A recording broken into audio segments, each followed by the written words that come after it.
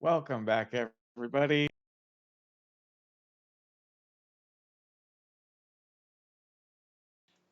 Are we back? We are back. Only physically, not mentally.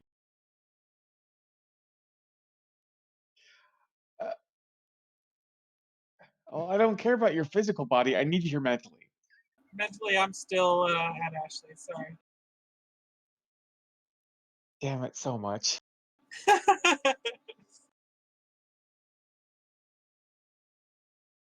Mentally, I lay upon the shores of dreamland Kadath, staring into the wide wonders of the abyss. The abyss really hates it when Josh, you stare quit like looking a into jerk. my backyard. You don't have a backyard.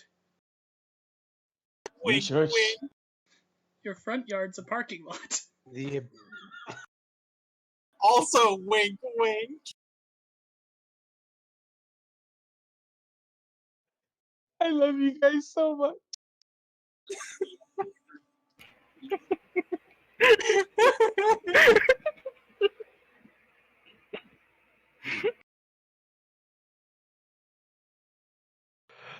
Okay, so look, wait a second.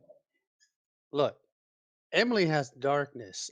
I get the abyss. The abyss is mine.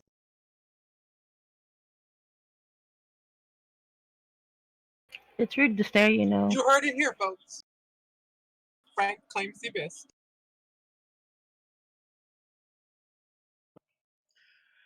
so welcome back, everyone.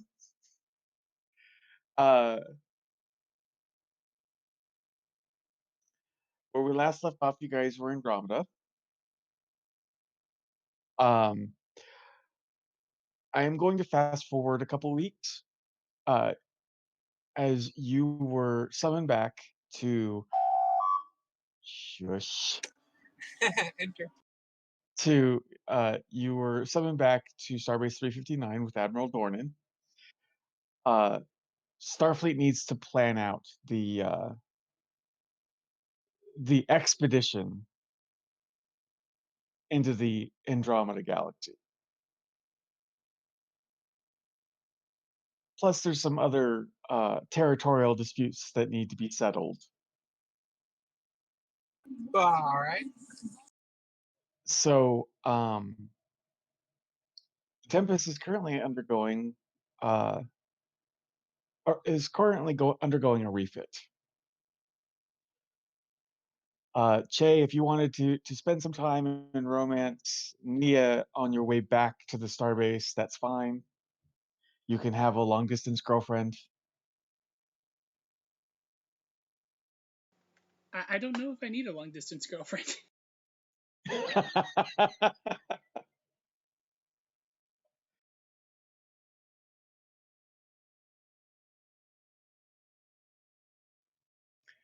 Now, you have been diligently working on your project, working with Hargrove in the science lab. Sure. Gotta make some time for Protect too, though. Well, yes, of course. Of course. Actually, how long has it been since they became a thing? Like game. 2 days. Oh, okay. 2 days. No. So we're already married. Gotcha.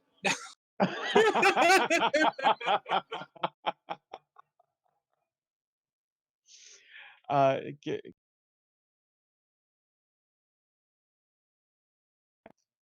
give me a second. I need to check the story for dates.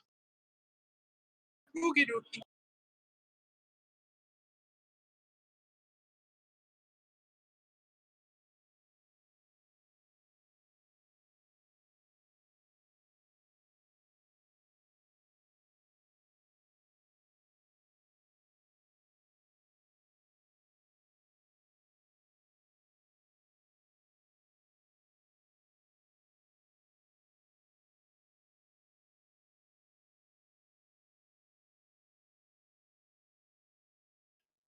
Okay, with the travel time to get back from the subspace node to where to Starbase 359, I'll say it's been 2 months. 2 months? Okay. Then it might be time for the next time Nar calls her family at home to ask if Kotek would like to introduce the family. Wait, introduce your family or her introduce to her family? Nar's family. Introductions to Nar's family. Oh, that is a big step. I mean, it's been 2 months. And naturally, you would be spending time with Kotek because somebody has to have a Cajun girlfriend on this ship. Well, that would be Nar then.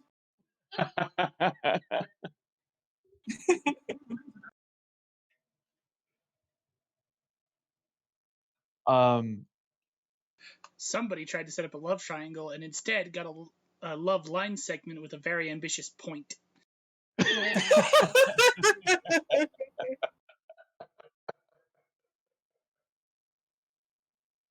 Thank you, Kajatork.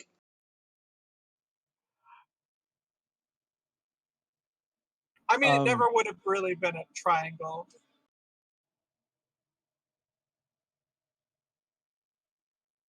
Maybe a line.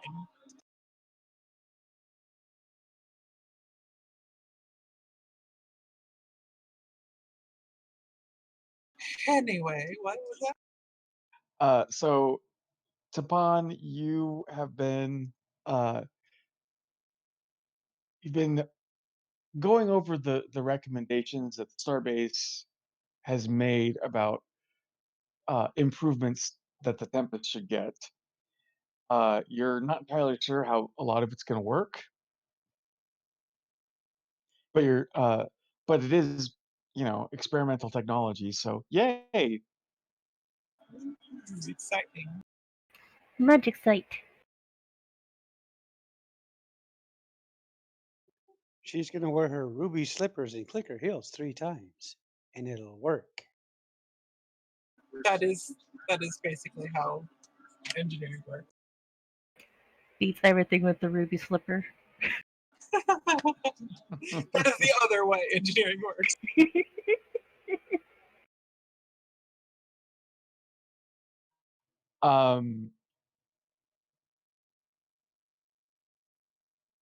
What is Hartley going to be doing for the trip back?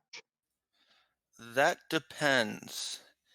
Did the drone thing get approved?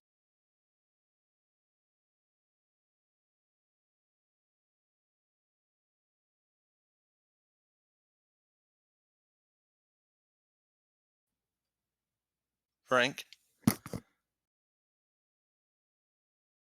Give me a moment. I'm running that one over through my head real quick. I'm formulating a response. Get back to me on that.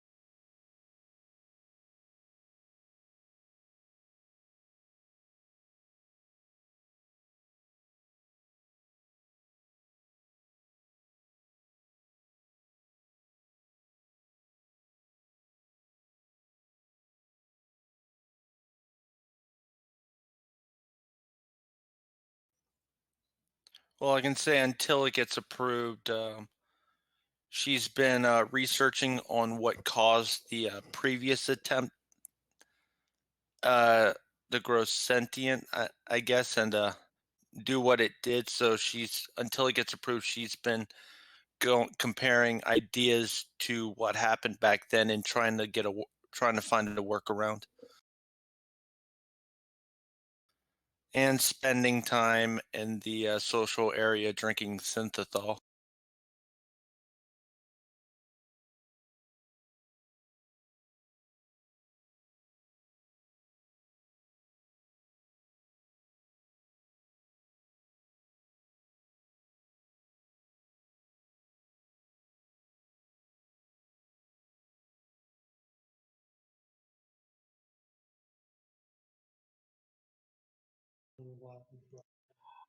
All right. So when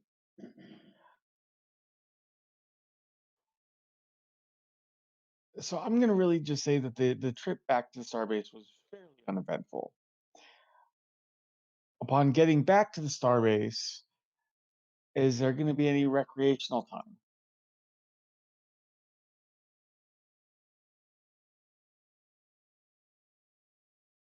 Or is anybody gonna do anything fun while on the starbase? Well, how long is refit going to take?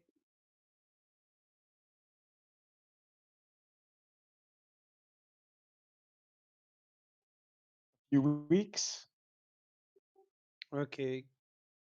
Given that it's going to take a few weeks, the captain will authorize recreation time for people when they're not on actual work details if they have to be.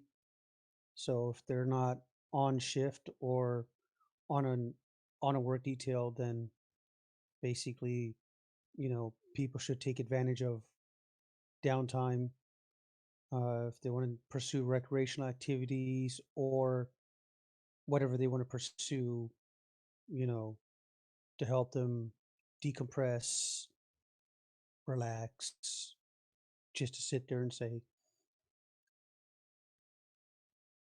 I'm not on duty. I'm not in the Federation for like the next 5 hours. I'm just me. They want that personal me time. Then the captain has told Honorvern to make sure that all department heads know that if they're not essential to the workday, what's going on, then they are to be on their downtime and to stay out of trouble. Okay. Um hang on.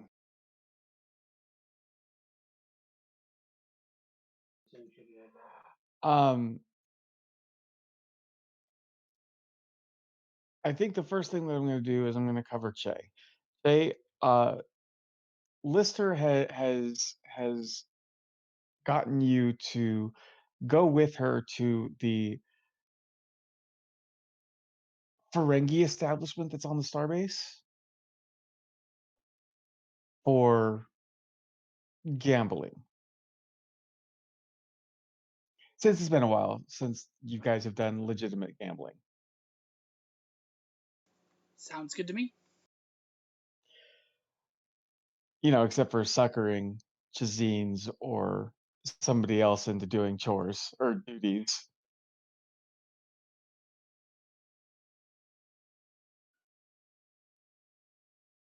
While you're in the bar, this human woman walks up to you.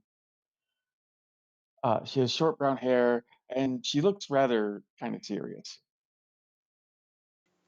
Serious, And you say? I need to speak with you. And she looks at Lister and goes, in private.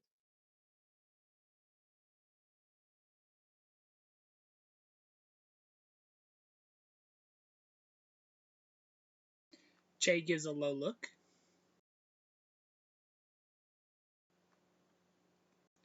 Tail twitches a bit.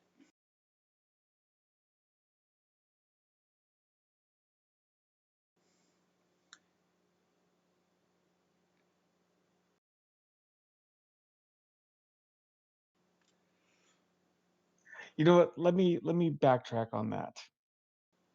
Okay. That's not how I'm gonna do it. I will say that Lister did convince you to go out, but you haven't left yet. Okay. When you get to your quarters, she's waiting for you in the sitting in a chair. Partially dressed. No, she's in uniform.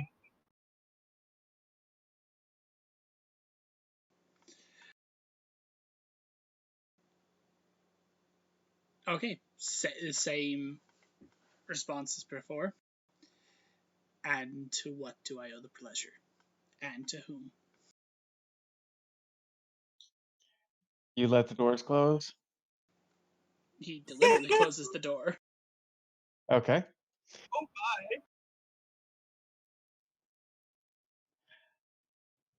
my. And Shay, my name is Lieutenant Maxwell. I'm with Starfleet Intelligence. I'm going to be your new handler. Wink, wink. I surmise as much from the invasion of my personal quarters.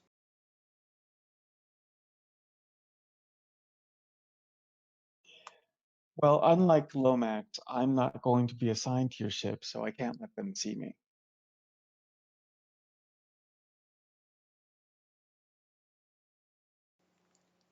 Che takes a seat, probably on a couch nearby.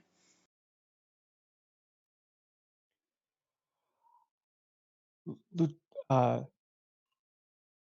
I understand from my higher ups that one of the deals that you made to join Starfleet Intelligence was we would deliver information on your brother when anything came up. That was part of the arrangement, yes. He pulls over his small cage of critters and fetches one out. Is it finally time to start snacking on it? No, it's just in his lap, being stroked. Soon, my chicken nuggets. Soon the Really? time will Is be that what you're referring to it as? No, this one's lamb chop. Oh, that's so gross. Pervert.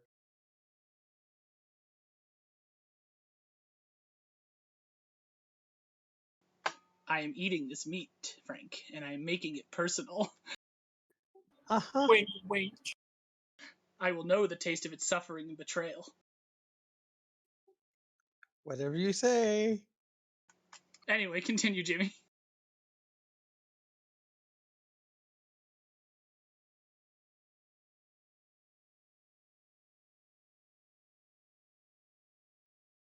At this point, Maxwell places a pad on the table between you and gestures for you to read it.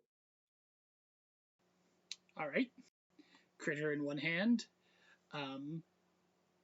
He rises and slips over and picking up the pad.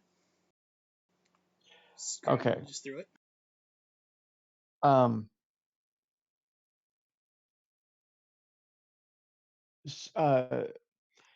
he goes,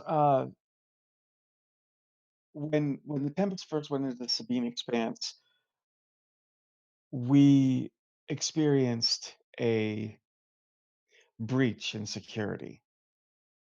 Captain Benar betrayed his uniform and has joined the same separatist group that your brother is now a part of. I say separatist group, but I don't mean separatist group. I guess terrorist cell is basically going to be what they are. Just call them the Maquis for short. And no, they're not the Maquis. They don't hate the Cardassians. They hate the Ferasans. Well, call them something. The insert name here, I'll come up with something later. Uh, have been making small attacks along the Ferasan border for 3 months. Your brother, while not directly involved, has has been on the periphery for the past 3 months. Well, now there's been a big movement with Captain Benar, and he's using a deeply held Starfleet secret to essentially utilize a weapon to ensure that the Ferasans would never be able to make contact with outside of their known space for years.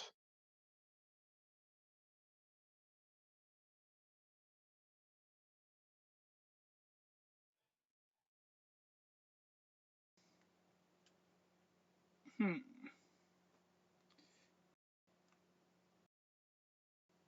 What's the nature of this method? I'm afraid that's beyond your pay grade. Let us just say that if the weapon successfully detonates, or even if it doesn't successfully detonate,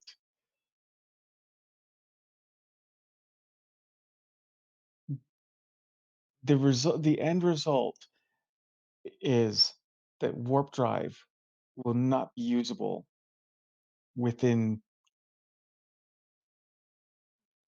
5 sectors,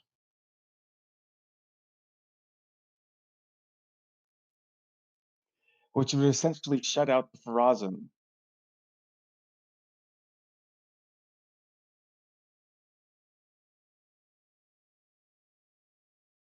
from everyone,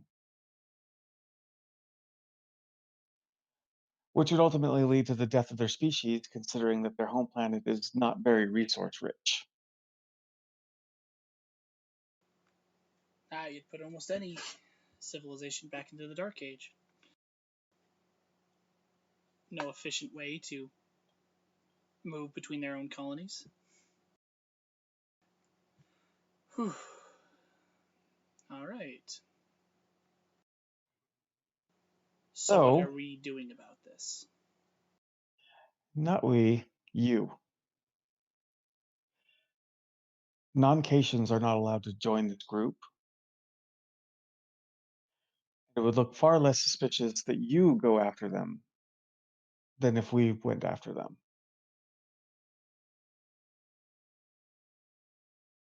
And since we found your brother, I figured you might want to get a chance to stop him from doing something incredibly stupid before he spends the rest of his life in a prison. Or worse. Or worse.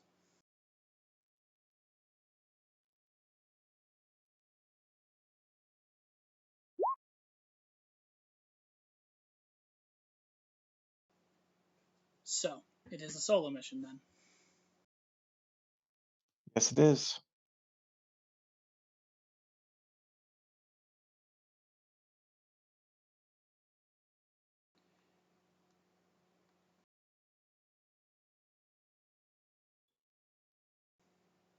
I have you booked on a civilian freighter that will be taking you to the colony where you grew up, since it's on the outskirts of Federation territory.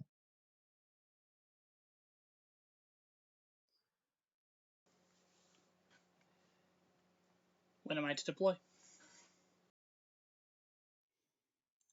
Yes, you start packing your bag right now. You have 3 hours. 3 hours then.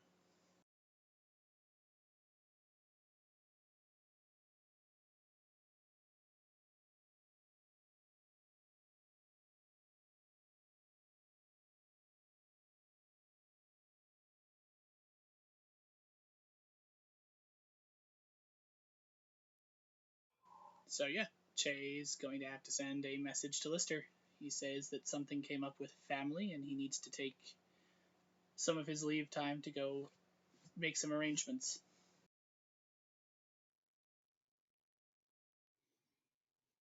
She does ask if you need her to come with you. She has some leave saved up.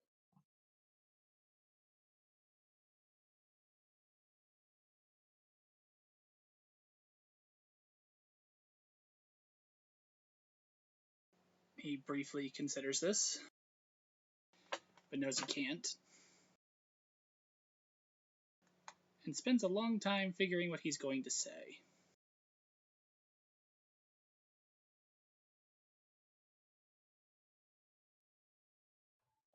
Maxwell beams out of the out of your quarters.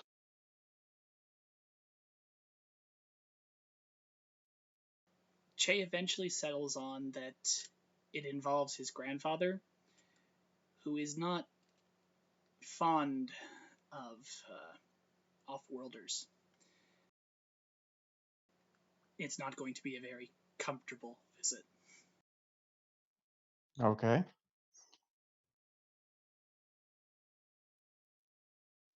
So you proceed to get ready. Yep. Packed, prepares Okay, the we're luggage for gonna. home. Okay. Um, so we're going to cut to Frank. What is Miral doing right at the moment, or right at this moment?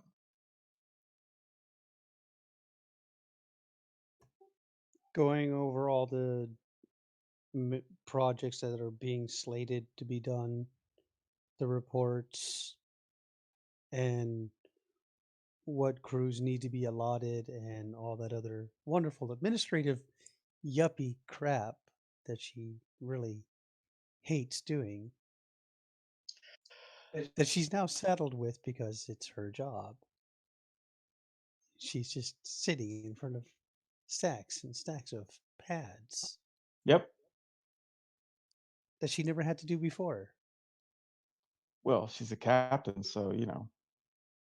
Yes, so she's doing that with her cup of Roctagino so she can stay awake through all of this mind numbing stuff. Okay. While you are going through the paperwork and all that, um, the your innovator to your ready room goes off. Suddenly in her mind, she goes, Yay. She goes, she's thankful because there's an interruption to the paperwork. Enter. Um, Standing at your door is Admiral Dorman. She stands up. Admiral, Sit down, Commander. You're fine. to what do I owe the pleasure? I'm not entirely sure it's going to be a pleasure, at least for a little while. Starfleet has handed down orders for 3 of your crew to be temporarily reassigned, since the Tempest is going to be out of commission for a few weeks.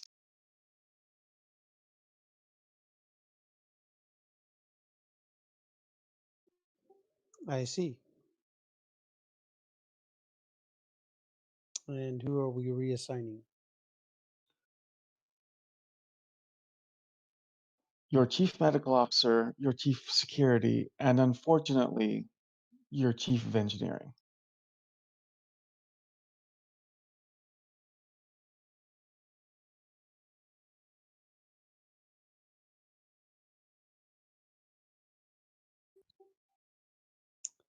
Uh, They were specifically requested.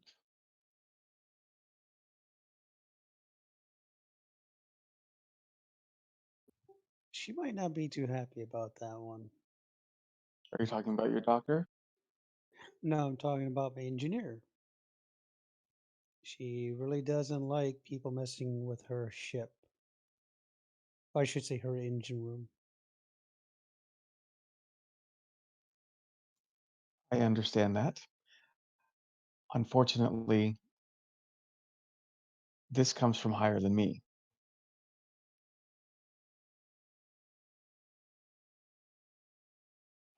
That being said,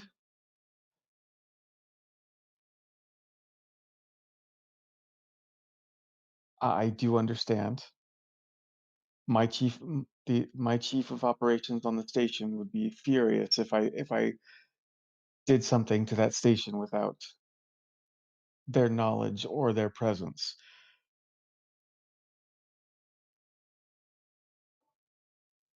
I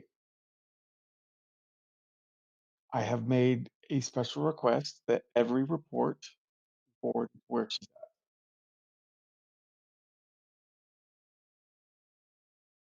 That's the best I can do. Oh, I'm sure she'll be at least semi happy, but she'll get over it. And I've already made arrangements with the Cardassian Expeditionary Force for Dr. Nar.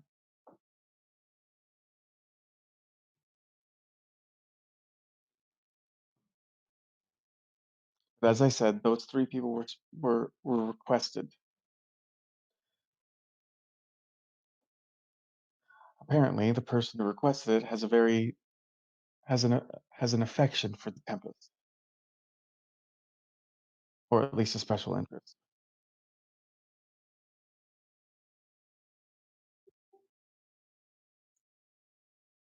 May I inquire as to how high this came from?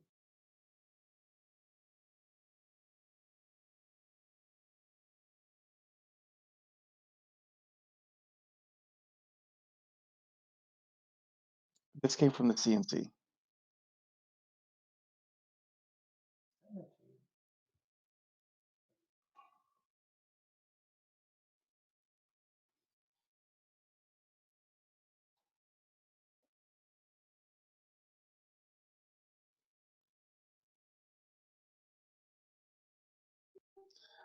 I will give you the time to inform them and to pack their bags.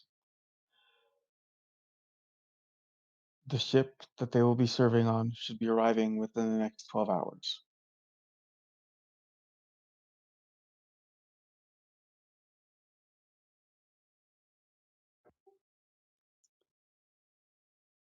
They'll be ready.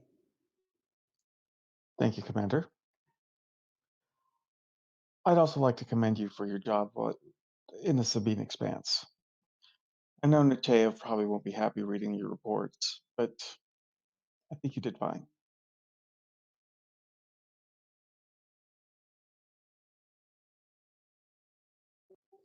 Thank you, sir. At this point, she leaves. Um, so Well, I'm sure the admiral left the orders on the pad, so I call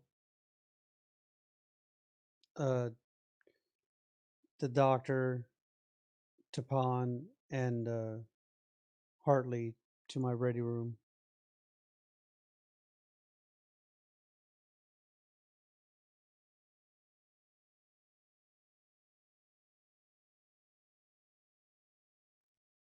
okay, so the call has been made, you guys. So I go to the reading room. All right. I will also show up. You know.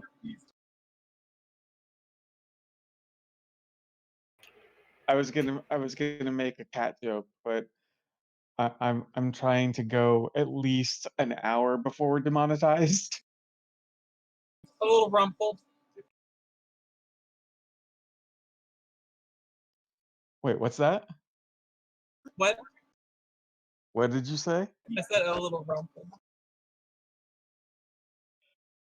And does Tapan go? Yeah, Tapan makes her way there. Can't wait to see what Tapan's reaction is gonna be. What do you mean I'm not gonna be here for all the cool stuff?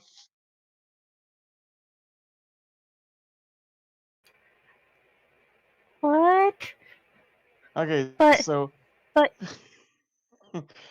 so the three of you arrive at the at Miral's ready room.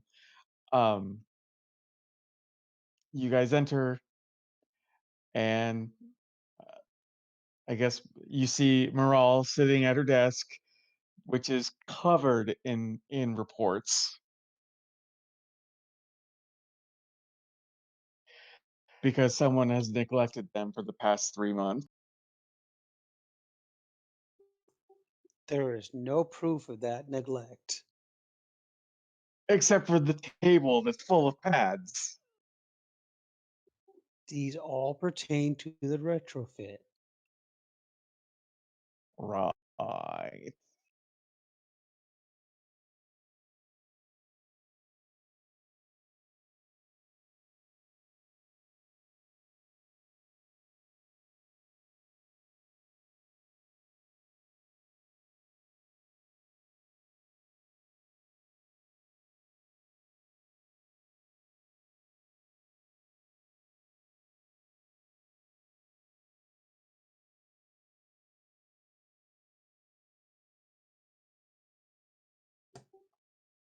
All three are there? Yes. All right, have a seat.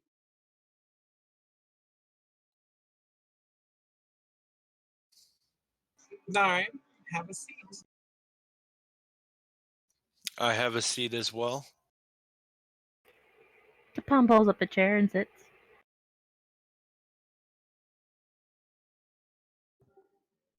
Okay, here's the good news. You all have been doing a great job. Now I have some very wonderful news for y'all. You all are due to be transferred in 12 hours, and you have 12 hours to pack.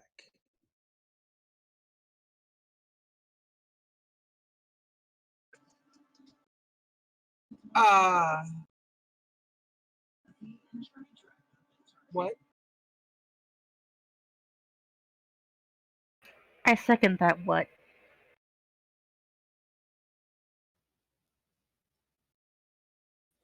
Hartley's just confused. Confused blank facial expression. Yes, we get Hartley. We got it. Is this a permanent transfer, sir? Relax, it's just a temporary transfer. I have assurances from the Admiral.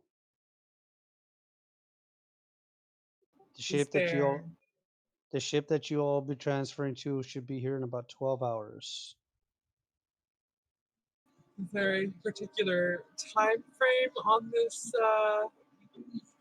assignment?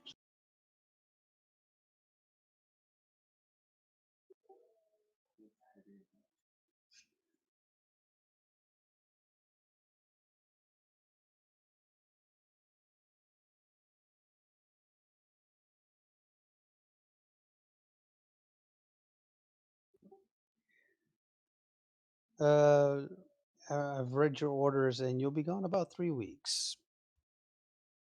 3 weeks? Yes, Lieutenant, 3 weeks. And this has come from higher than the Admiral herself.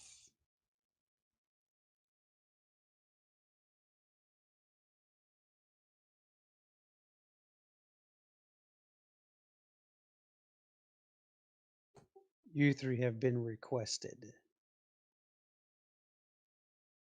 This was not a simple request, this was a special request. Here's your orders. I hand them all individual pads because I split it up into 3 pads.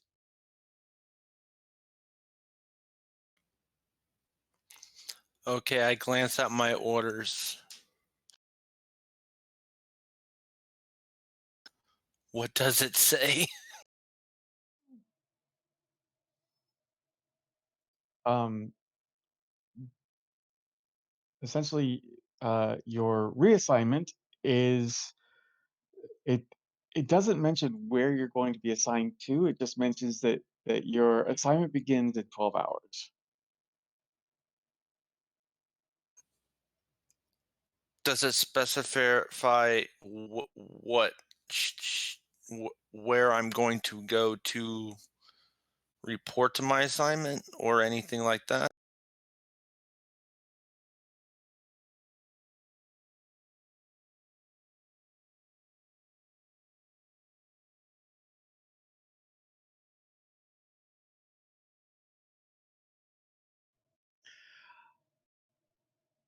Um,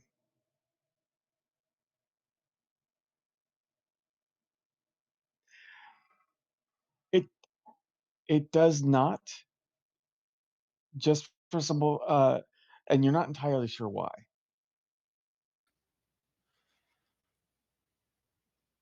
Sir,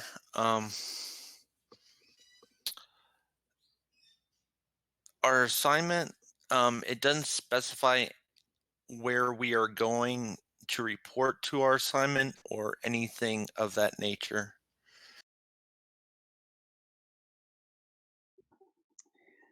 That's very astute of you to notice that, Lieutenant. I'm sure I've already noticed it too, since I read your orders already. And if the Admiral had told me and knew anything further than what was on your orders, I'm sure the Admiral would have relayed to me and I would have told you. Since this comes from very high within Starfleet as a special request, somebody's keeping secrets. So if they felt somebody needed to know something, they would have told us. Your orders are what your orders are. Be ready in 12 hours, have your gear packed, and make sure that you report to where you're supposed to report.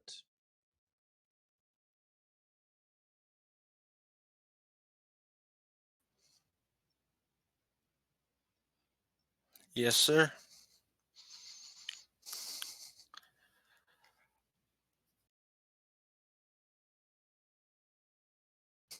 Hartley's just going to assume that after she packs, somebody will come with further information, since the orders doesn't specify where or how or anything else. The orders tell you exactly what docking port to report to. Actually, it just tells you to report to transporter room 7. Oh, okay. Okay. Okay, that works. So, what's the reaction of Han and Nar?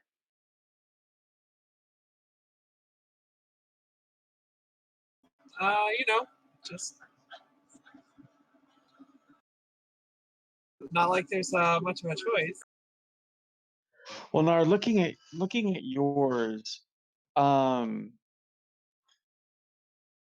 you can see that uh, the I'm trying to, just by the wording, while it doesn't like say yippee yippee, you could definitely tell from, at least from the communications from or the the brief blurb from the Cardassian Expeditionary Force. Uh, they they wholeheartedly agreed for you to go on this assignment.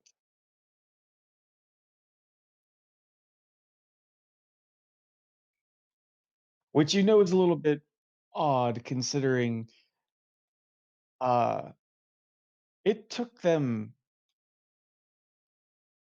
a good 12 months to even agree to having a Cardassian aboard a Starfleet ship.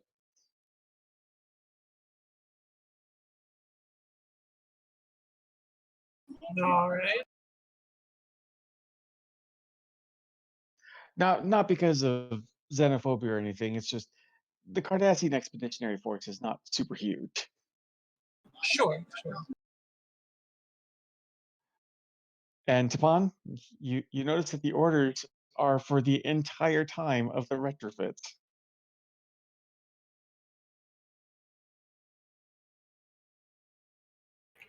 Her eye just starts twitching.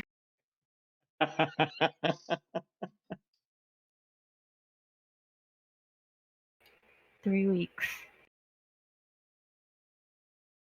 3 weeks away.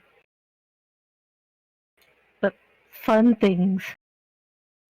While your ship gets molested by other engineers. Oh no. I am not happy about this. I want to stay. Longest 3 weeks the pen has ever took. It's a pawn. Yeah, Tapan. 3 weeks. It's gonna be 3 months. It's gonna be 3 years. I feel like it. I don't want to leave. No, no. My engineering room. No, no. Her eye just continues to twitch.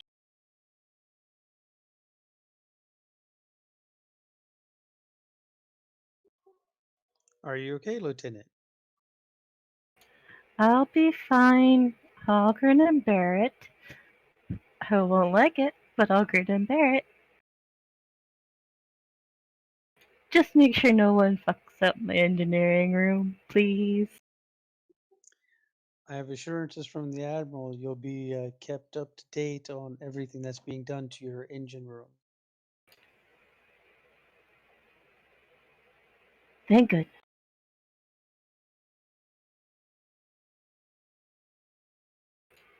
I'll take that. It's better than not being kept up to date.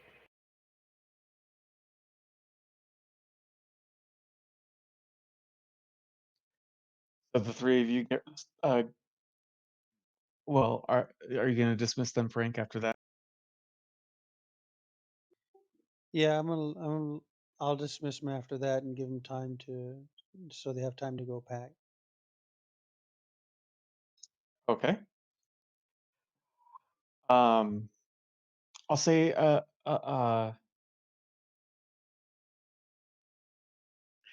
So a few hours pass. Che, you get on the civilian transport. It is a Cation transport.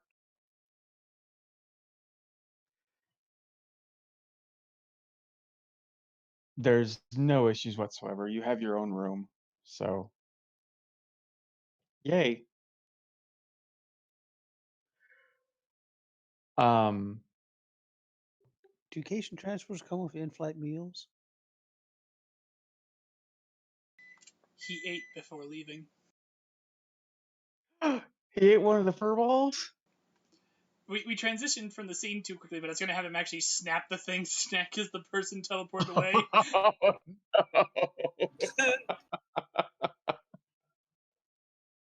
Oh no. Um, and Frank, you get a transmission from Denobula.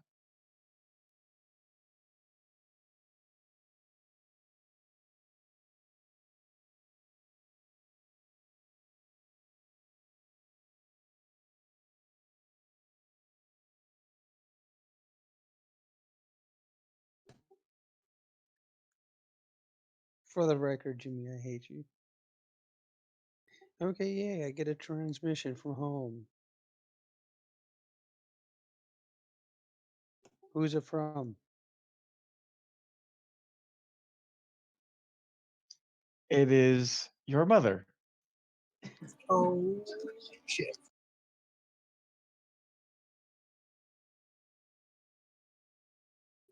She doesn't seem to be her normal cheery self today. Well, as cheery as she can get for being, a detached scientist.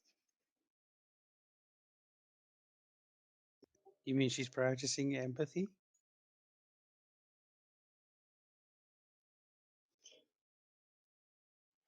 You busy? Hello, Mother.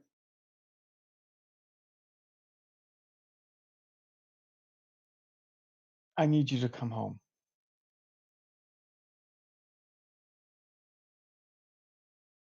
Can you take the time? What's happened? Your father has been murdered.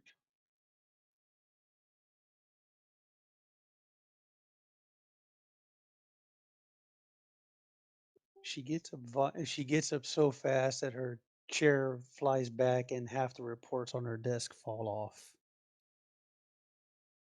When? Who? How? Nobody knows who. but it happened 2 days ago. I just got back to Denobula.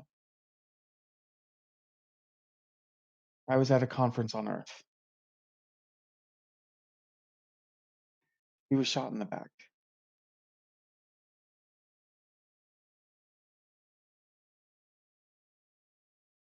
Dishonor upon somebody's house. I will call you back, Mother. She nods and cuts the channel.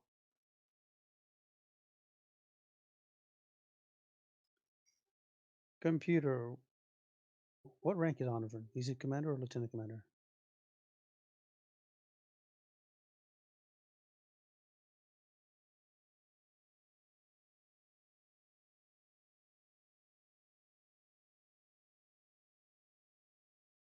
Honorin is a lieutenant commander.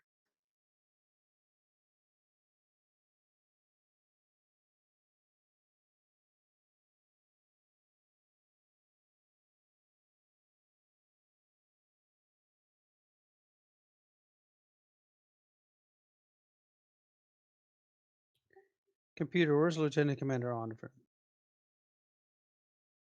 Lieutenant Commander Honorin is currently in holodeck 2.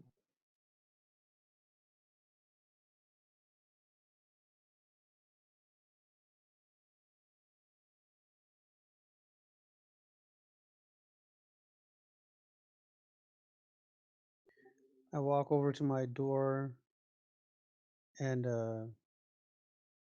peek out and see who's at whoever's at the communications console.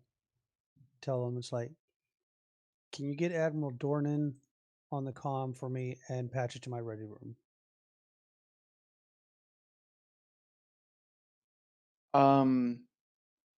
I'll say that's Lieutenant Sarawa. So yeah, uh, she responds with "Aye, sir," and she patches. She gets you the Admiral. Commander Miral, can I help you? Admiral, I need to take some leave.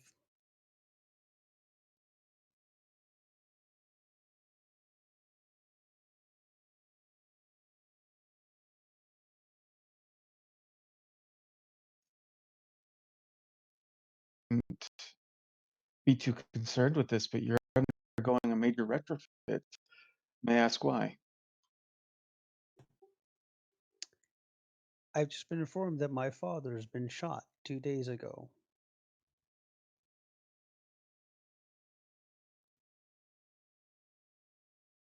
I'm sure Commander Oliver will be able to take care of things while you're away. I'm sure he's perfectly capable, but I chose to inform you before heading off on leave.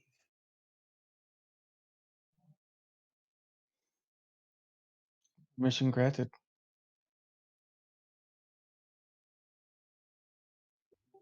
Thank you, Admiral. I'll make sure Commander Oliver knows everything that's going on.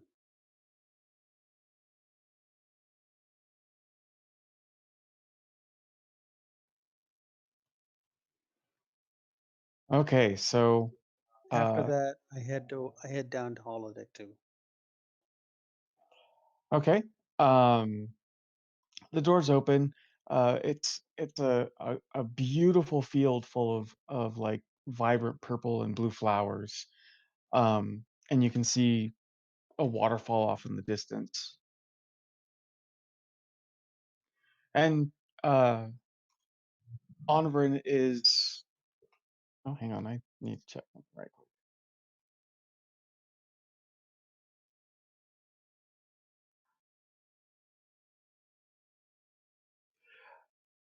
You know what? Onvrin is just sitting on a blanket reading a book.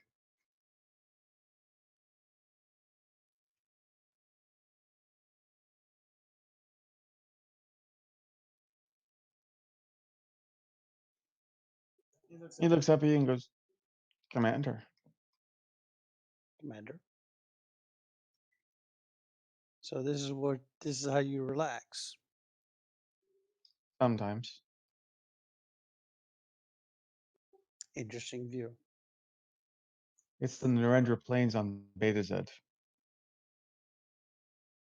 and it's nice to be reminded of home while I'm away.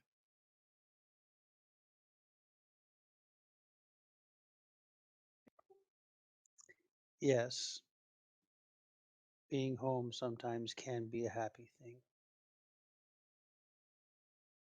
You can see his head kind of tilt. Oh, I'm sorry, Commander. I'm going on leave. The Admiral's aware. My father is dead.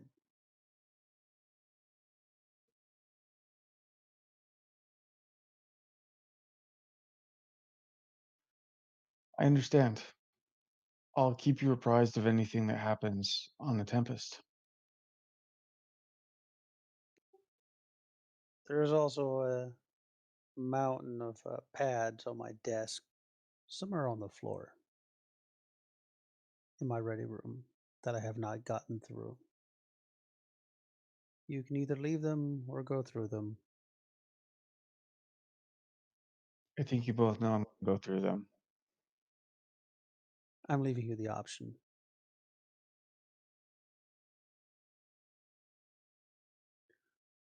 Also, so you're aware of it, Lieutenant Stepan and Hartley and our doctor have been reassigned for the duration of the refit. Our chief engineer has been reassigned. Yes, this comes from up high in Starfleet.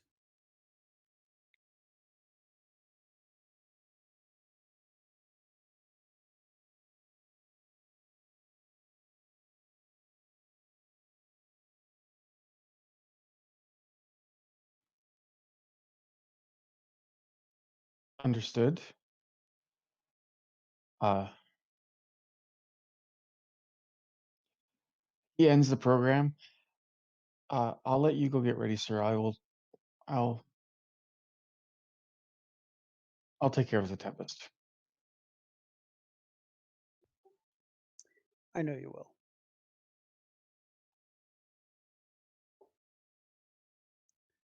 I will tend to my family matters as quick as possible. Okay, so we'll end the scene there. Um, That could have been my chance to go with Frank and impress him while I solved the murder.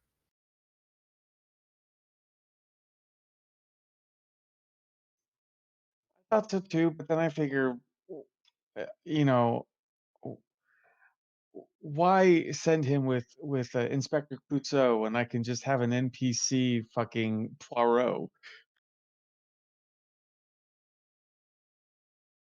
But I could have gotten my head out of the fully out of the garbage can.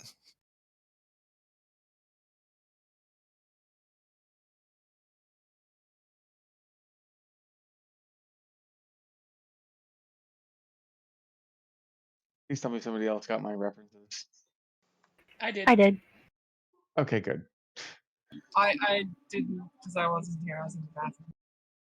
Darby says Hartley, you should have gone with Frank to investigate to discover the murderer of whoever murdered Miral's dad.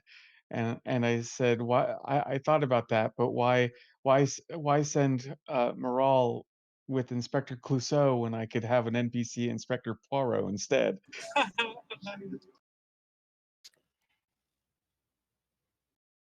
Yeah, I didn't get the reference. Clouseau is the inept detective in Pink Panther.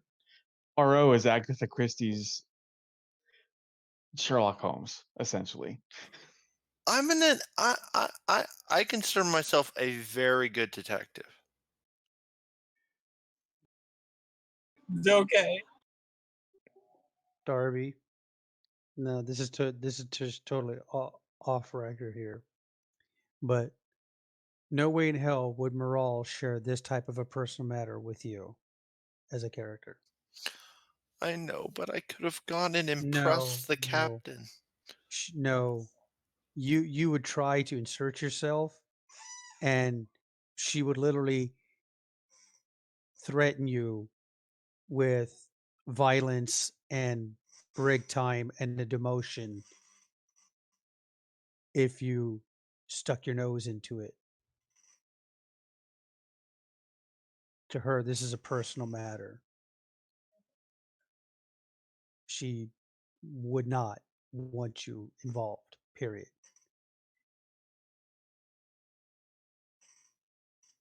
That's how personal this is to her. It's like, no.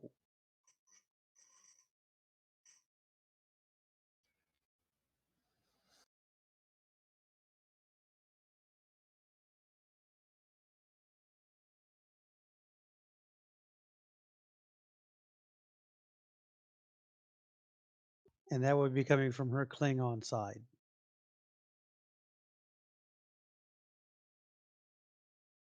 Yeah, I know.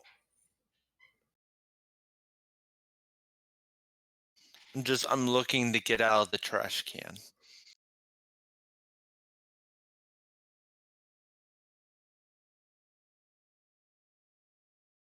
It's your home, Darby. Embrace it. Considering that she has spent the majority of this quote unquote season in it, should say something. It's going to happen. It is going to happen. I will leave that trash can. So, out of character, because I feel like I've made a huge mistake here. Why was the captain not informed that Che was going to be leaving? I noticed that as well. Why was no one informed that Che would be leaving? Because Che didn't inform anybody.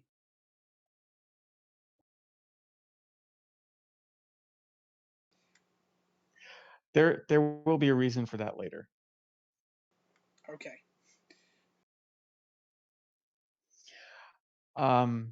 Okay, so Frank, you get ready and you take a shuttle or a runabout. Do you want to take a runabout or a shuttle? Runabout would probably be faster. As she's packing, she's she's packing just a light bag, her clothes. She's taking the knife from when she met her brother, the family knife. She's taking that off the wall and she's definitely packing that. She can't necessarily pack the batleth because that would take too big of a bag to pack. But, you know, and as she's packing, she sends a transmission to her mother while she's packing her clothes. So when her mother picks up, she lets her know that she's she'll be leaving she'll be leaving the ship in a couple hours and she'll be on her way.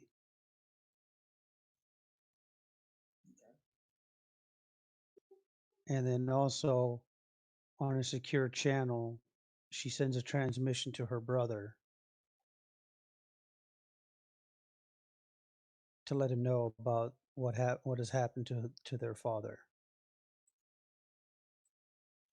Hey, off chance, you didn't happen to write down what your brother's name was, did you? Because I don't have access to that spreadsheet right now.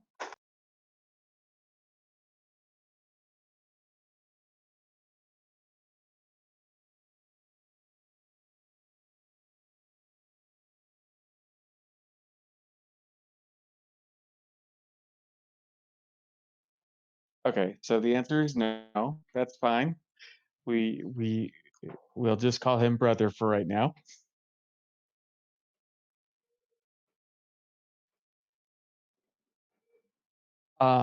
Okay, and then are you gonna take a runabout? Yeah, she's gonna take a runabout unless they have a Delta Flyer, or she could take the captain's yacht. Which one's faster?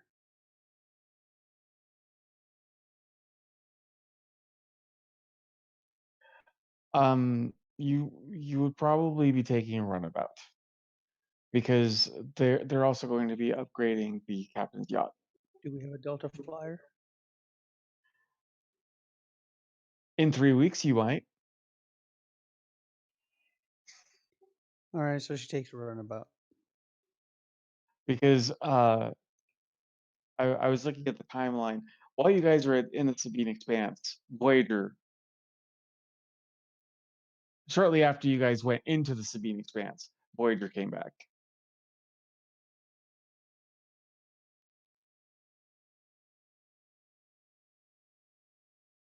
So yeah, you guys might have a Delta Flyer when you get back. Okay. So yeah, she So fancy. takes a runabout and and heads out.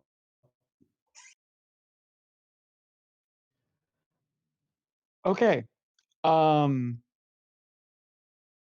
now we will move to Nar, Hartley, and Tapan, waiting in transporter room 7. Actually, wait, no. I'm gonna backtrack a little bit. I'm going to say, oh no. Never mind. We'll just go to transporter room 7. Uh, you're there for maybe. Shush. I'm just gonna turn you off.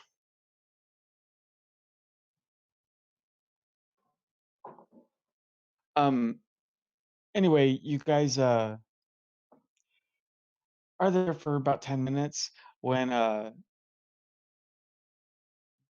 request or you can hear the comm line say that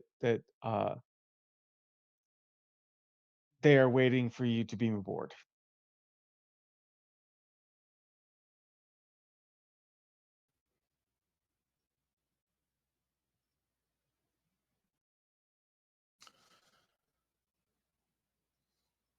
Briefly consider telling them that I don't like transporters, and then you do it anyway. Like, no, you need to arrange a shuttle. I don't do transporters. But that would be a lie. Yeah, despite what every other mission has said. A funny lie, but a lie nonetheless. You are not Dr. McCoy. or a That's much true. cooler example, I shoot Dr. much better Pulaski. than Dr. McCoy. No. I also shoot better than Dr. Pulaski.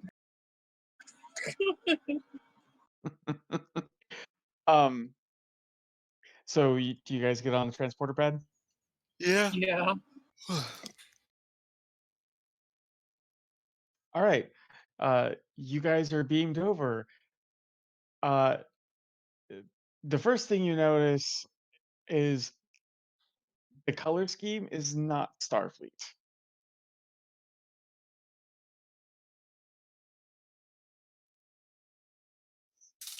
What is the color scheme?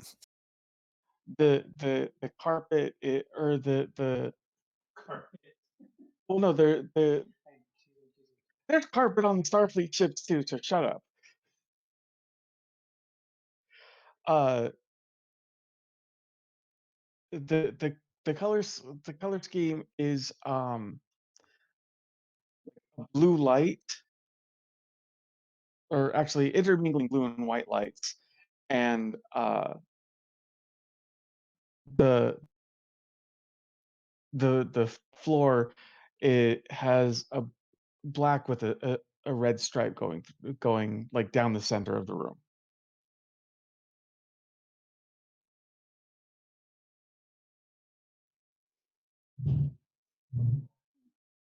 And when you standing in front of you is a Krion officer. Oh, goody. Yay. Because I loved the last one.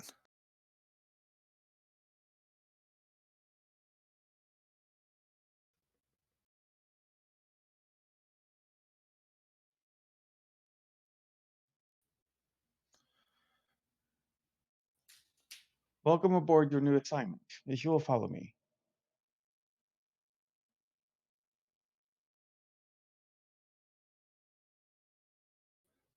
I follow.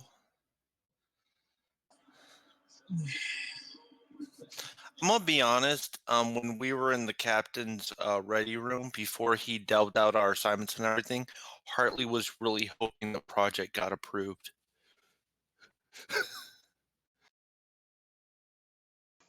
Haha, incorrect.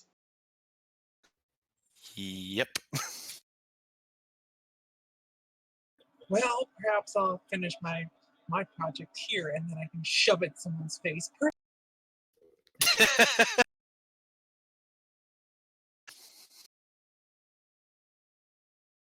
And off I go. You're each shown to quarters. Tapan, actually, you know what? Since you're all female characters, you're sharing the same room. Son of a bitch. There are 2 bunk beds in there, but you're assured that you will be the only people in there.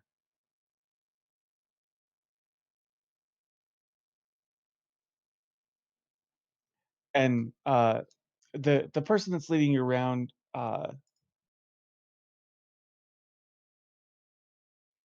he introduces himself. He is Keeper Olgan.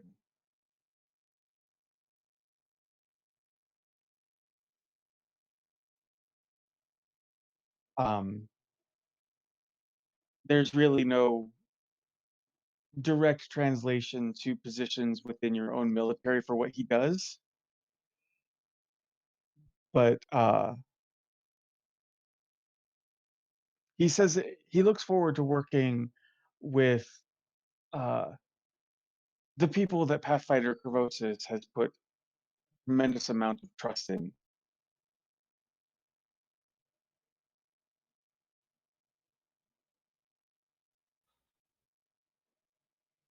As he has heard many things about the Tempest,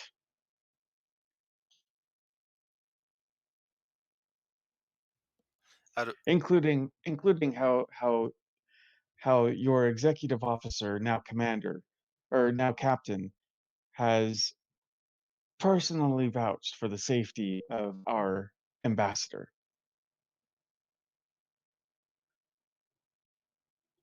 out of character, no pressure or anything.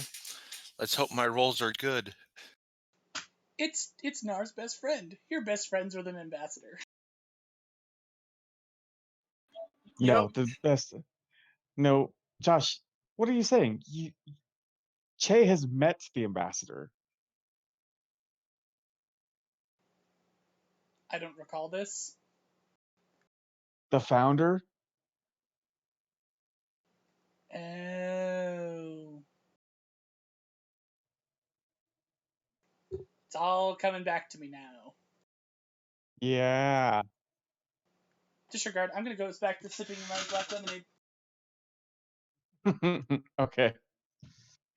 Um, he encourages you to get settled, and um, when you're settled, he'll be waiting outside, and he will show you to your respective departments.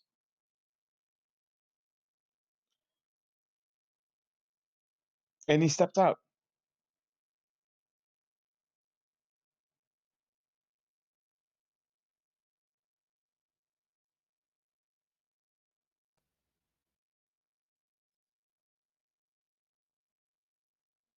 Well, this is awkward. What's that? Said, well, this is awkward. Very. Out of character, because it's with who we are. Is that why a lot of the details were would I know that that's probably why a lot of the details were left out of the pads?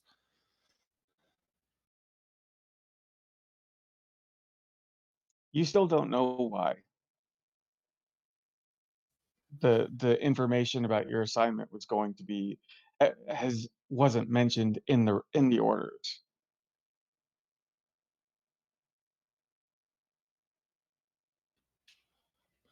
I mean, if you want to, you can ask Olgan. You know what? I will ask Golden.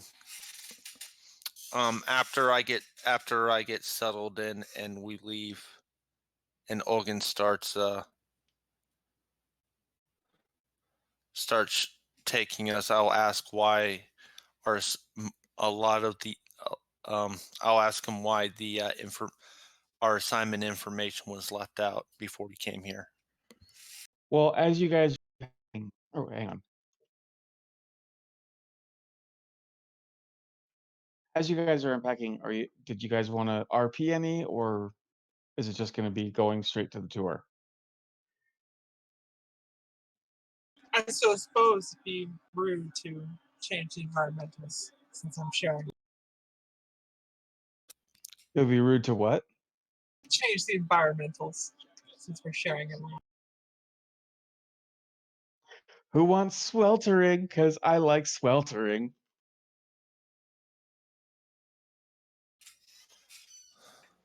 You know, You know what Hartley's all about the extremes. If you want to change it up a little bit, not like, oh my god, I'm melting, she'll probably be okay with it. So slightly less cold. Got it. Yeah. Tapan's just grumbling while she unpacks. She's already a hothead already, so it don't matter. Well, I would say if Tapan had been raised on Vulcan, she'd be totally used to the heat. Because Vulcan is a giant desert. But you were raised on Earth, which, depending on where you lived, was temperate. No, I'll go ahead. Fine, I've gotten used to it, sort of. Well, actually, the Krion keep their ships slightly cooler than Federation standard. God damn. I wish someone had told me to pack for winter. I look around for the environmental controls. Well, when I say slightly cooler, I'm probably thinking like at worst 70. I still think Nar, being bitter about even being there, would say the same. I wish someone had warned me to pack for winter. I'm going to glance around for the environmental controls. There's a console right by the door. What does the Tempest usually keep it at? I would imagine like 75. I ask if everybody would. Well, I know Nar won't care, but I asked Tapan, do you mind if I raise the temperature up a bit? Tapan's just muttering to herself, still fuming about being off the Tempest, not caring. You know, I love the fact that 2/3 of the people assigned to the ship are pissed. It's awesome. Hartley's not happy with this situation. Yes, but Hartley hasn't stated her displeasure like Nar and No. Tapan have. Che would be just fine with it, but Che's not there. Che's going to go do something No. equally dislikable. Hartley's not pissed off. No, Hartley's just worried about the fact that it's 70 degrees in the room, and it's just looking for the environmental controls. I mean, I get the feeling from Nar and Tapan that if it was possible, they'd be looking at me and going, "Fuck you, God," and I'm fine with that.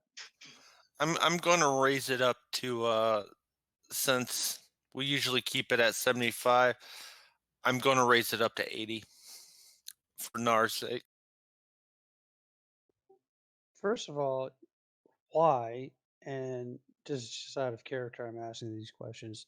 Second of all, a 5-degree dip wouldn't really bother Hartley that much. If anybody be raising the temperature, it would be Nar. Well, Well, she's obviously doing it because she's got a crush on Nard. Duh.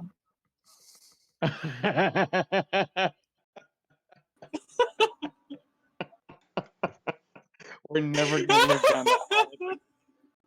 One, it was just hanging out. I did not consider it a date. It was just hanging out. I'm not here in denial about the whole crush thing. So. We all know that Hartley wanted it to go from mountain biking to Netflix and chill.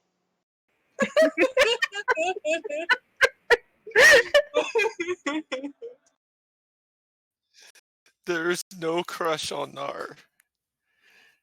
Ugh. Too late. All right. So anyway, the Or temperature hang has been on, right. It's hang on. too late to deny it now, Darby. Too late. Would it still be Netflix and chill, or would it be holodecks and dicks? Well, that second one wouldn't apply, so. Yeah, because neither of them have a penis, in game or out. Wait, what shit? Oh, burn. Mega burn. One, in game, I'm pretty sure we'd have options. Two, Let's just not go there, please. All right. So anyway, Two, the darkness would crush Darby just by looking at him. um, so is there going to be an ERP before or just the tour? I'm thinking Hartley's more cautious about the situation than, she's feeling a little annoyed about leaving the Tempest, especially during a refit. But because of the secrecy going on, she's a bit cautious. She's more cautious than anything.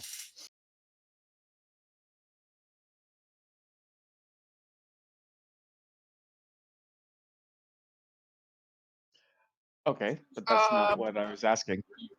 Yeah, I think we're not really gonna do much. Okay, so after you guys get settled, you have. God damn it, Josh. Um. So you you get your stuff settled into your, we'll just call them foot lockers, and meet Olgan out in the corridor. He, he gestures for you to follow him. Nar has very specifically put on something a little warmer. Okay. I'm asking Keeper Olgan why specifics were left out when we were given our assignments.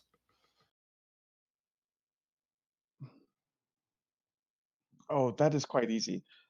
When the deal was brokered, we weren't entirely sure which scout ship you would be assigned to. So it was just easier to have you report to Transport Room 7 and beamed here.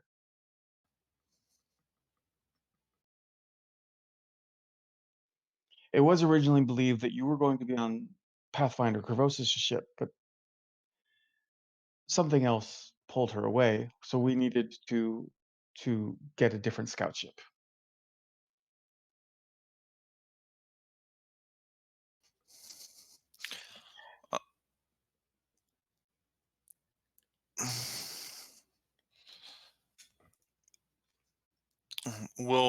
I'm assuming later we will be receiving more information on the nature of why y'all need us and the mission we'll be attending.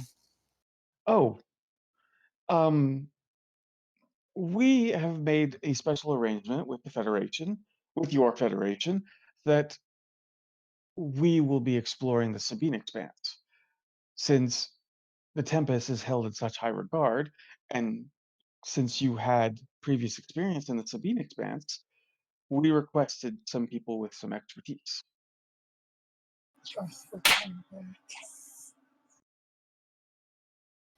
Ah, okay.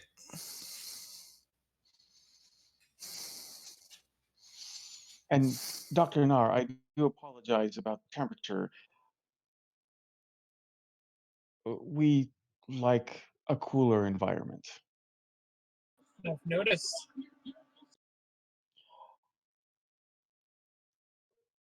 Um, so as he's taking you through the ship, he's pointing out like, uh, this is one of the 7 mess halls. Um, Unfortunately, Krion ships do not have holodecks. They're frivolous. Uh, they're not that you would be uh, expected to, but uh, you are more than welcome to join any one of the services that are on the ship. There are uh,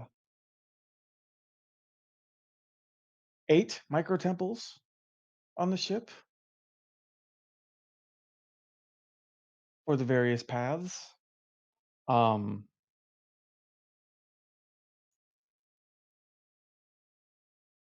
and there might be occasionally some sort of game going on, uh, but he wouldn't know anything about that.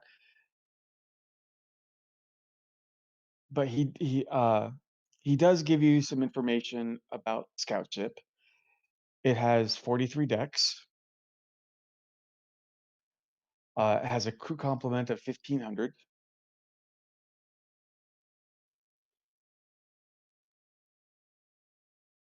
And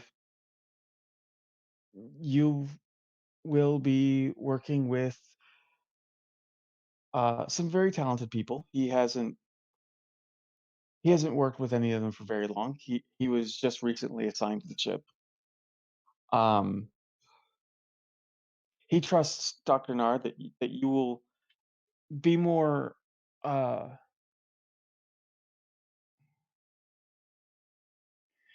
familiar with working with Krion since you have a Krion medical officer on your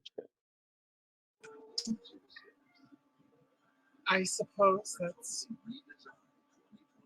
technically. ship. Yes, yes, I have you there, my friend. He's my best friend. One And day he will never know. one day he'll be the best man at my at my Cardassian Cation wedding. He might know, depending on what happened. I think he mainly knows because I think he's the only other crewman that she talks to. Uh, Considering that if she's not in sick bay where he's at, she's making herself antisocial in the mess hall. I mean, sometimes. And then the rest of the time she's, you know, Hanging out with her girlfriend, initiating. initiating Jamaron.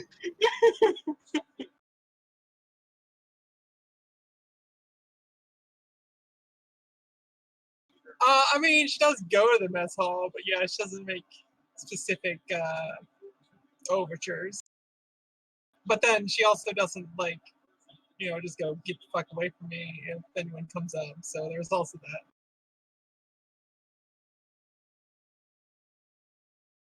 But yeah. So he's probably got an No, idea. That's fair. um.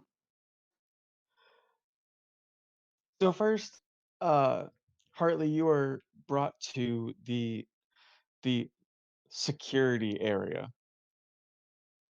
Um, Behind a force field, you can see a pretty massive armory. Ooh.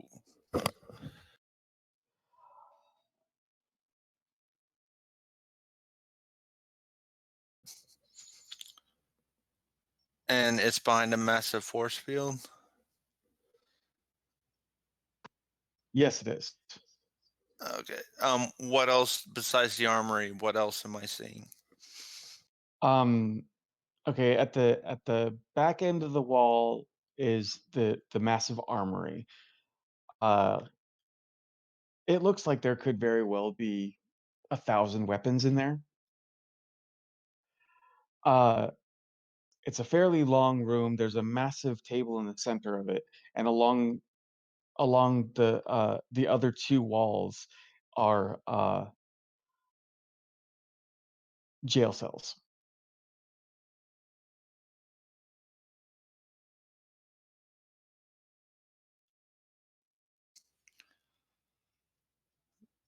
They put the jail cells next to the armory.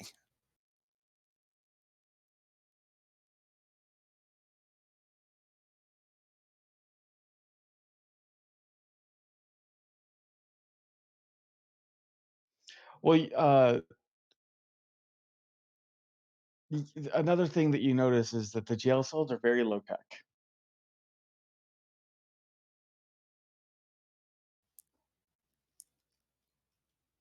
Okay. Wait, what do you mean by low tech? Do they have force fields?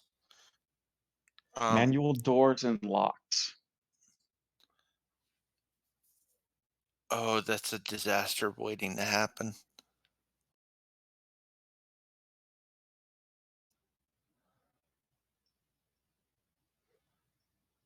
Okay.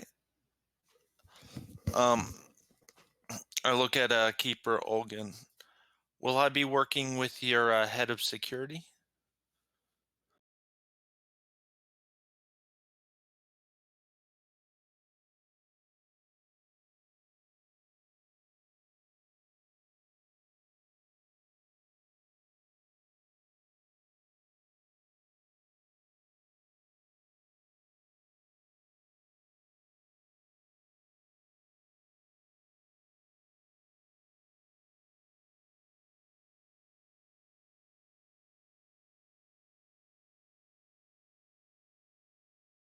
Sorry, I didn't mean to. I'm coming up with names as I'm introducing people. Um,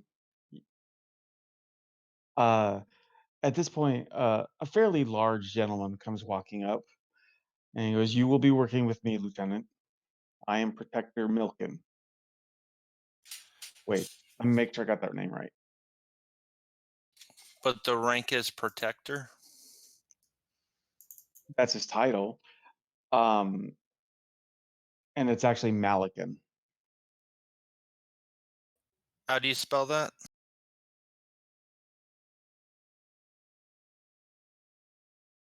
I liked Milken better. It was funny. Yes, I know. But as soon as I said it, I was like, wait, no, that's not right.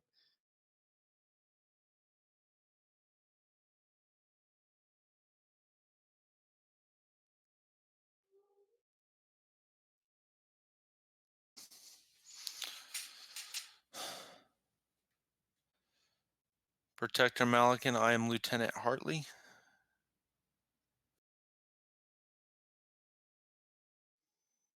Yes, I've I've been told about your reputation. Out of character, oh no. In character, oh. Well, I'm looking forward to working together. Maybe we can learn a bit from each other. You have far more to learn from me than I have from you.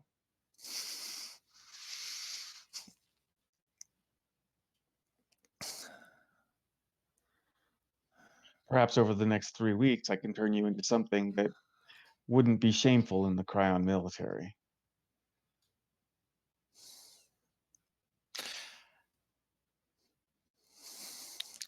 I smile. Well, I'll be looking forward to our many discussions.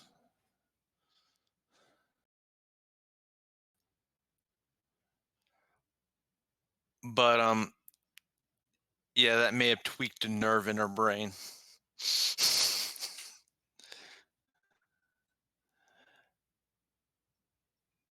Oh, I'm sure it did. It was intended to. She's At which just point, acting oh, go professional. ahead. Okay. At which point, uh, Olgin goes, I will leave you in the capable hands of Protector Malakin. Uh, Lieutenant Stepan, Dr. Nar, if you would follow me, I can show you to your areas. Mhm. Mm-hmm. They're both being so polite considering the verbal smackdown.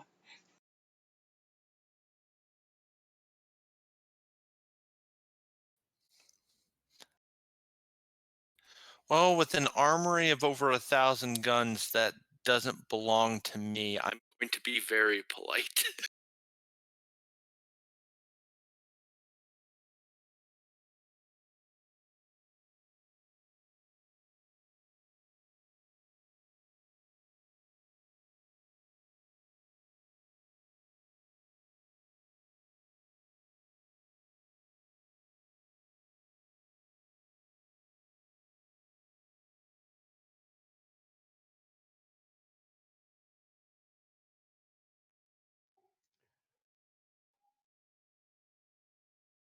Okay.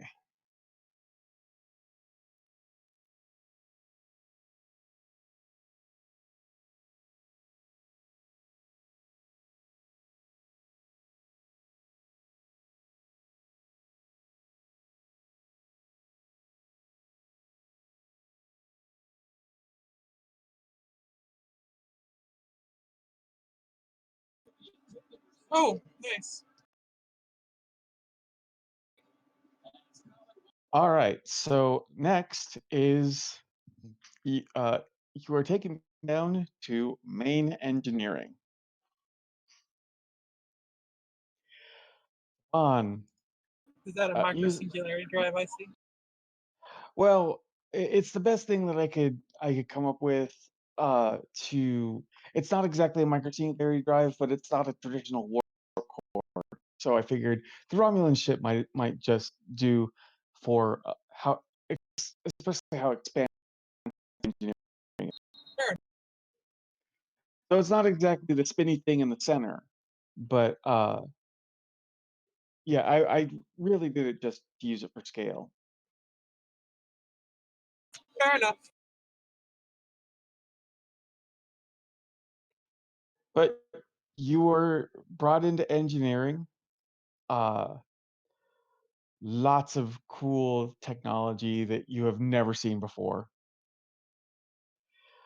Um, One of the things that you see is, do you remember on that derelict ship that kind of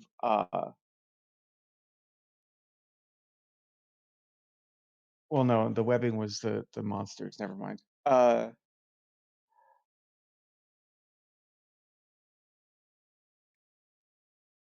Um, I will say that along two of the walls, well, a strip of the wall, it kind of goes down across the floor into the main drive that's in the center, but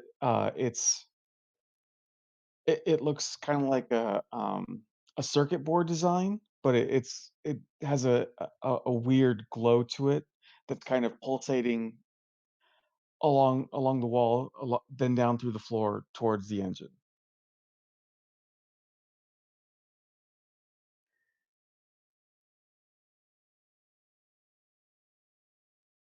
And there are tons of Krion. And Olgan turns to you and says, uh, "So, Lieutenant Bond, this is main engineering."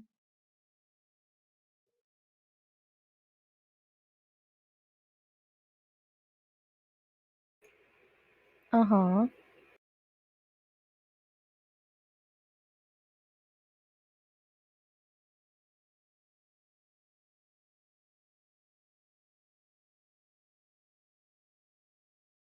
And what do you want me to do here? At this point, oh, dang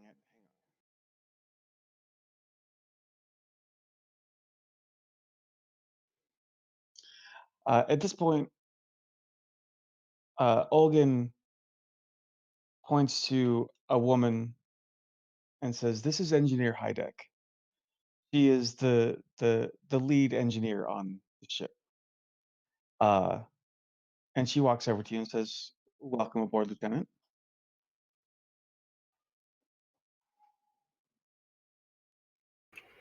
Thanks. While you are going to be helping me in engineering, uh, and to help me understand the technologies that you came across in your time in the Sabine Expanse. But I figured I might be able to help you with some of your other issues, or not other issues, but she's, maybe she would love to see what you are working on because, well, she hasn't been to this universe yet, and she doesn't know exactly what Starfleet has, and she'd love to be able to pick your brain.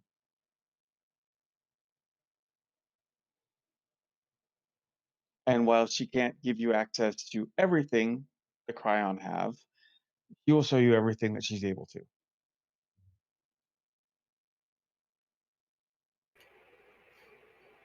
Fair enough.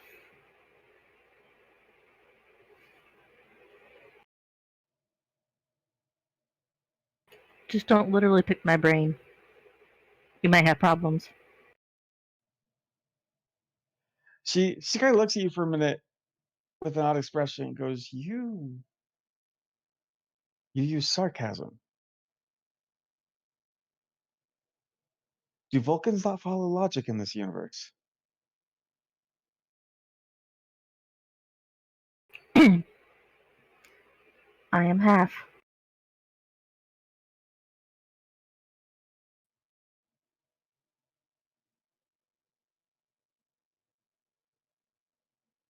I I inherited my sarcasm gland from my human parents.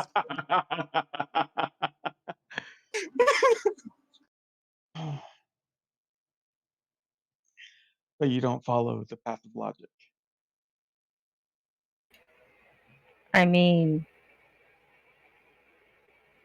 logic is logic. Just because I don't follow it doesn't mean I don't believe that there's logic in things. No, and I understand. It's just I've never encountered even a half Vulcan that didn't follow Edict Surprise? pleasantly.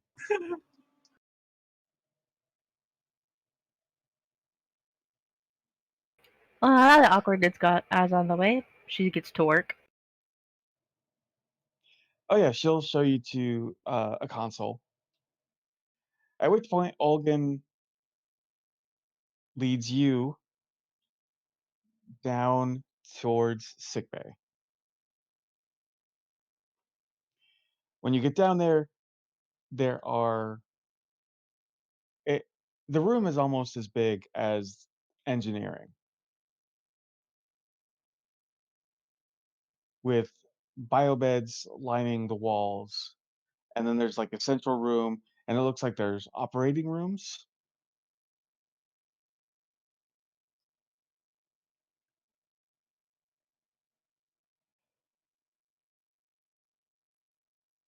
Mhm. Give me a second. I need to name the chief medical officer.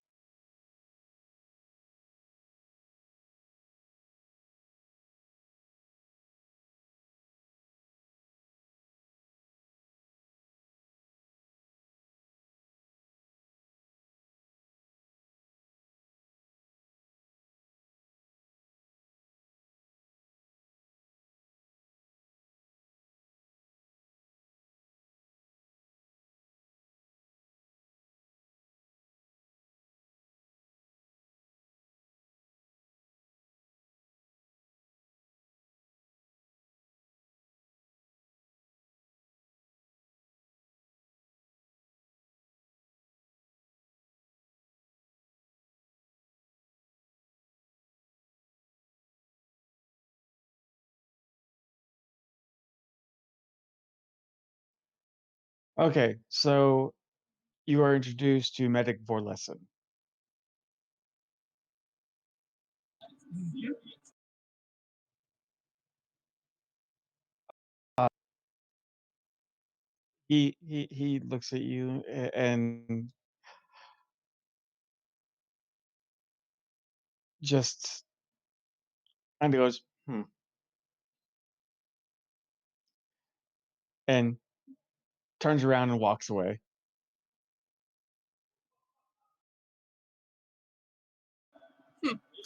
And that was the end of our lesson. And suddenly he got stabbed in the eye.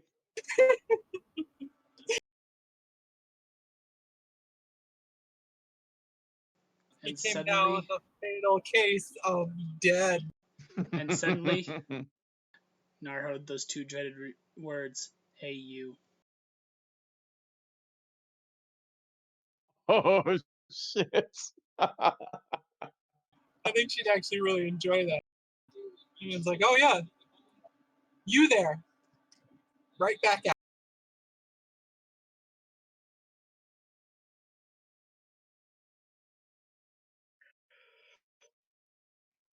uh Olgin looks uncomfortable.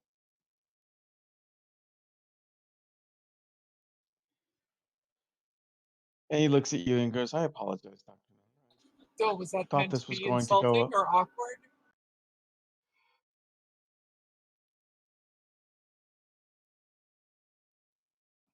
I was told that everyone was fine with this arrangement. You'll excuse me, I need to speak with Dr. Vorlison. Oh, don't worry about it. Not on my account. Oh, but I must. If you must. You can see uh the keeper kind of grab Vorlison by the arm and drag and shove him into an operating room, and then he closes the door. That's interesting.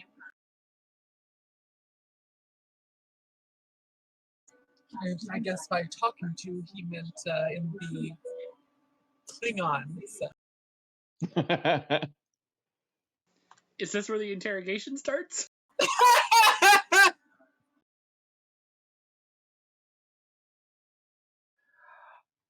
um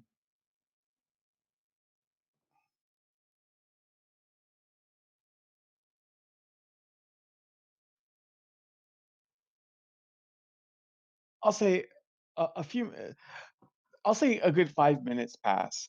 You can hear muffled shouting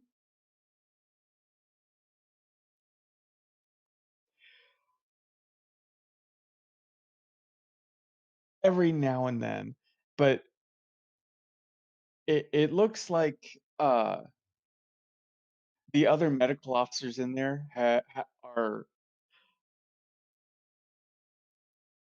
uh, give me an insight and let's go with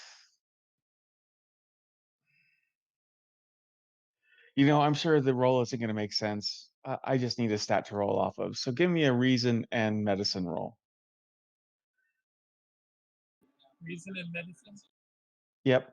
You have a focus for investigate.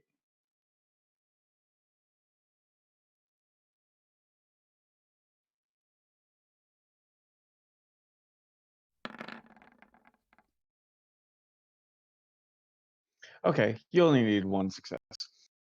Um, you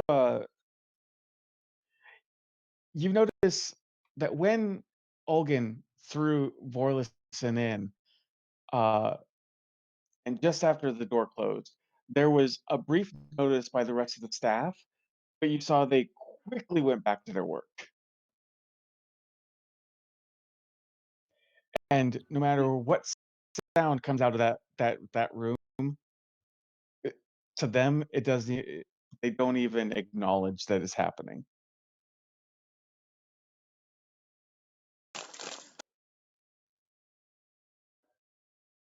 So keepers are kind of like agents of the obsidian order, huh? Are you asking that? Yeah, sure. One of the Krion medical people stop and go, no, but they they they they do not run or command the ship, but they are the keepers of the staff. They are the disciplinarians. Mhm. And the last thing you want is to make one mad enough to put you in front of the Pathfinder.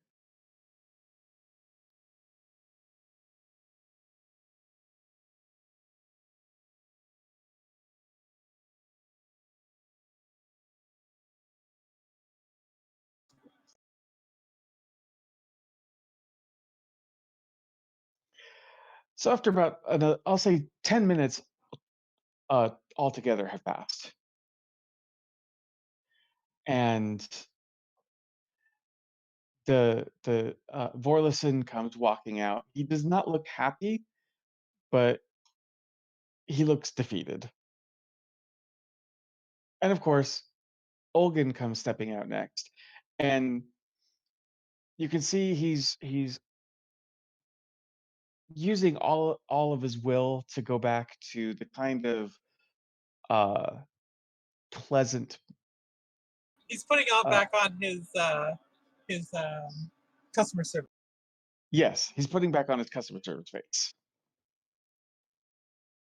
And he walks up to you and says, I am so sorry, Dr. Nar. So I am not concerned at all. Well, I'm glad. Give Dr. Vorlitson some time. There are some medical staff here that will be more than happy to work with you.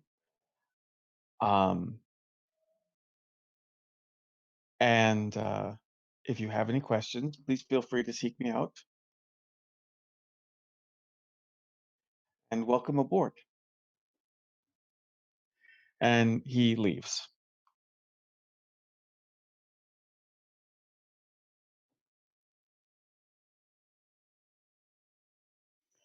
So um, I'm going to cut to Che now. Uh, Che, it's been, I don't know, 14 hours since you left Starbase. Uh,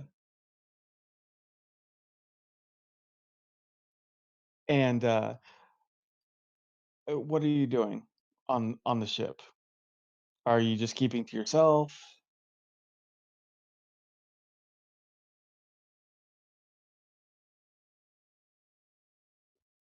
I I'm think on a runabout. Oh, sorry. um I think Che does carouse a little bit. Okay. He's in his civilian clothes, a small glass of a pitch black liquid in his hand. Is it coffee? Is it No, Klingon coffee?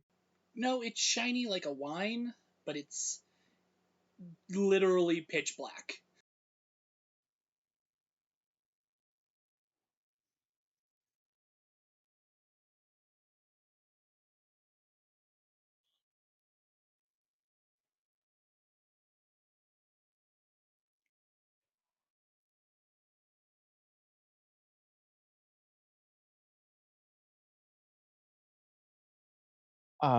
Okay, so you're just carousing with the other crew Perhaps and passengers? for a last little bit of normalcy before fully slipping into like mission mode. He's taking some time to distract himself by seeing the other people, asking why they're heading to back to. Sorry, I have to remember how to pronounce the name of his colony. Where's my character sheet? I have it written on there.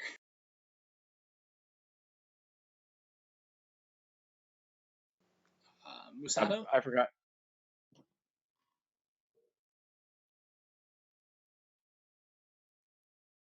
Yeah, Musato.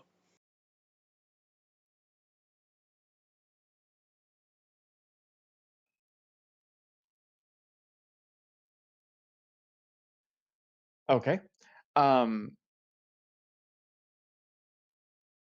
a couple of them uh, were were farmers. Uh, they they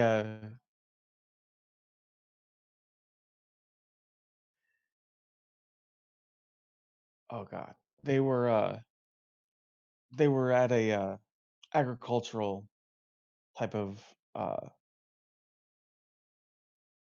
I don't want to say seminar, but it was A retreat. okay, a retreat. Essentially, they were learning new ways of cultivating certain materials. Um, another one what is another person is a trader who lost their ship in a gambling situation,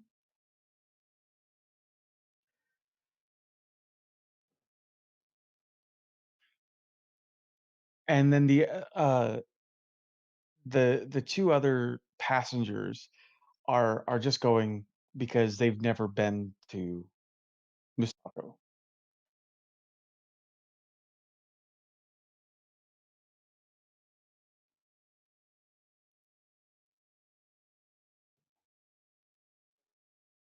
And they're a married couple, and the husband's like grandparents lived there or lived, so that's why they're going. Che gives some recommendations for places in the city to see. They're wondering why you're going.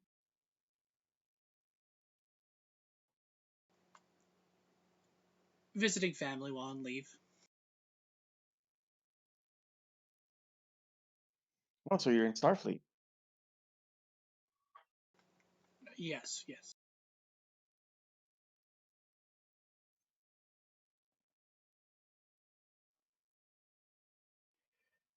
Um, yeah,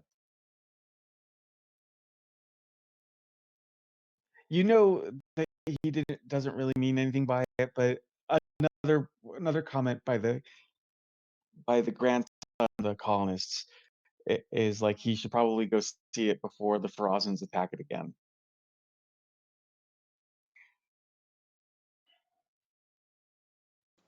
Che just gives a sad nod to that.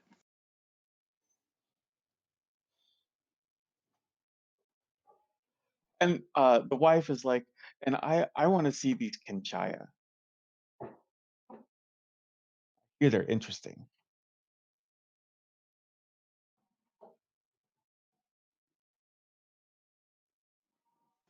I am certain you will enjoy them. They enjoyed them a lot. Wait, was Delicious. it Shay that enjoyed it a lot? Remind me what they were. Ones with like the 3 hour preparation ceremony before tea. Oh, that was the thing that the Sphinx people did, right? Uh, yes, think they were Sphinx people. Yes, I yes. thought they were more like Griffin people. That's right. Griffin people. Sorry.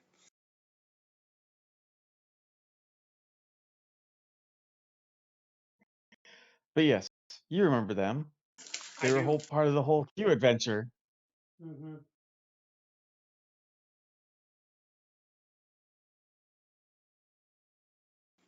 It is an experience. It is quite the experience.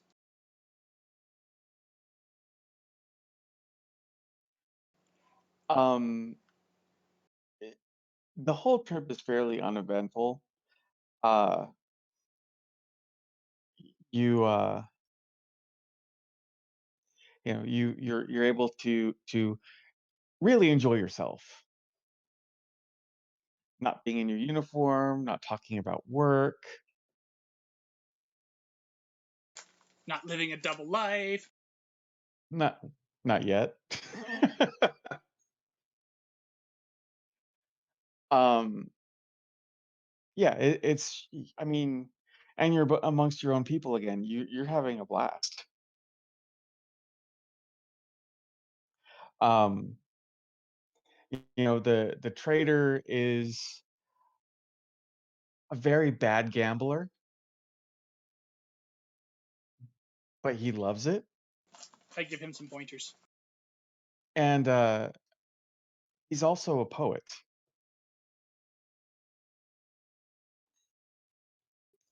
Who didn't know it? No, he knows it.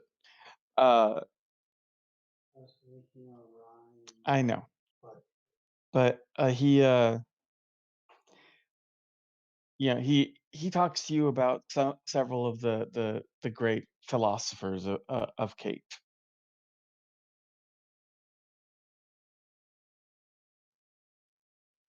While you're teaching how to gamble.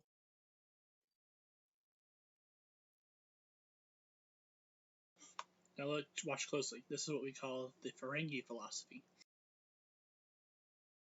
Rob 'em blind. Oh, well, no, in Che's experience, it would be, wait till they walk away and then rob them blind.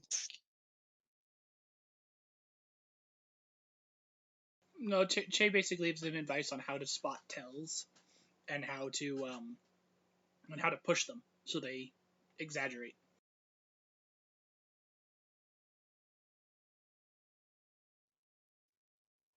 Um, it's a pretty, information oh my gosh, I can't word today. It's an informative time spent with him. So when you arrive at the colony, where's the first place you go?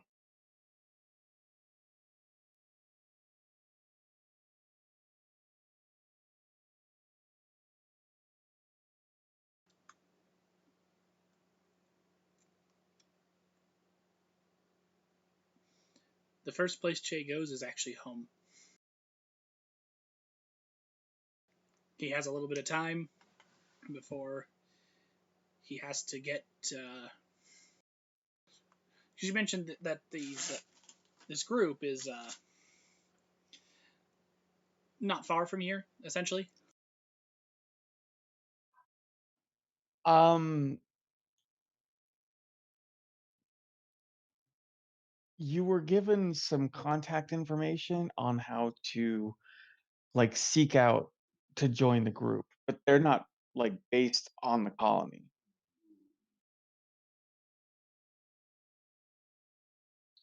But this is a good starting point. So yeah, on his way home, um, I guess he drafts some form of public transport to drop him off in the sticks, essentially. And on the way, he busts open these orders and starts reading how best he would approach this group.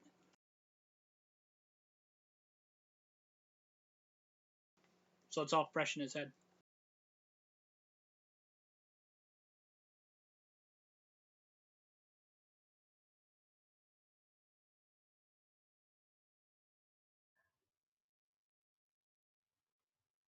You know what? Give me a, uh, reason and security roll, please.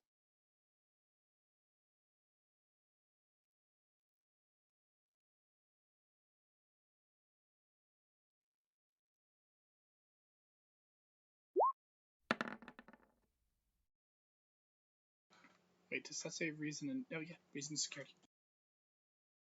Really need to elevate your reason, Jay. Um,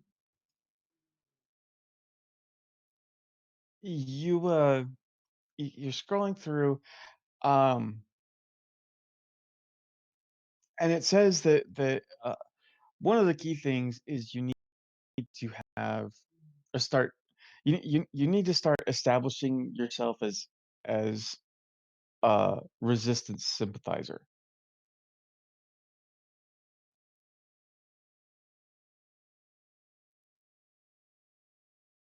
So having some anti-Ferasan views might help.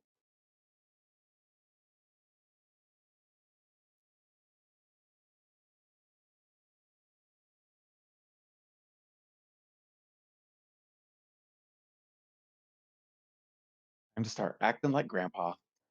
Exactly. Well, less like Grandpa. Grandpa was actually a Ferasan sympathizer. He believed they had it right. Oh, that's true. Yeah, I'm sorry. More like current day Dad, Yeah.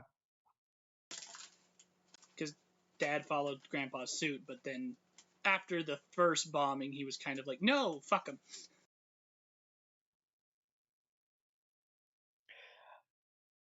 Well, I'm sure there's lots of anti-Ferasan uh, opinions, but I think it goes beyond just being anti-Ferasan, like advocating violence. That, that's like Grandpa.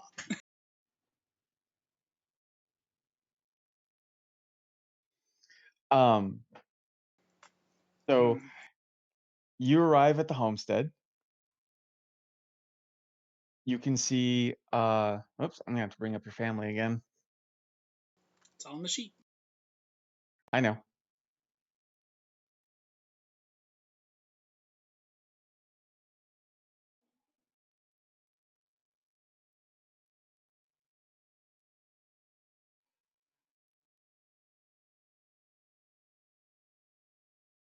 Uh how do you say the older sister's name? Nisi. So you'd seen the sea. Uh she is I forget the farm was just livestock, wasn't it? It's it's not really a farm. But it is essentially mostly livestock. It's more like a woodsman's cabin, like a large cabin. They basically hunt the woods, and Okay. yeah, to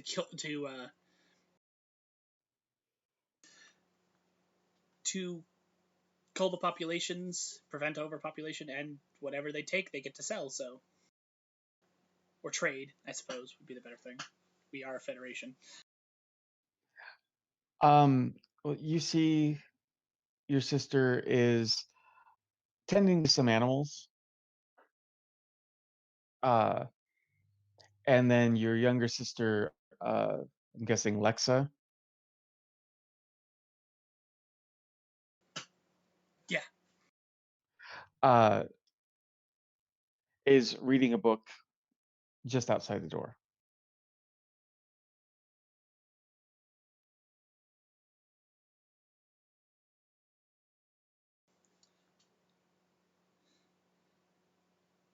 So yes, Che approaches quietly at first.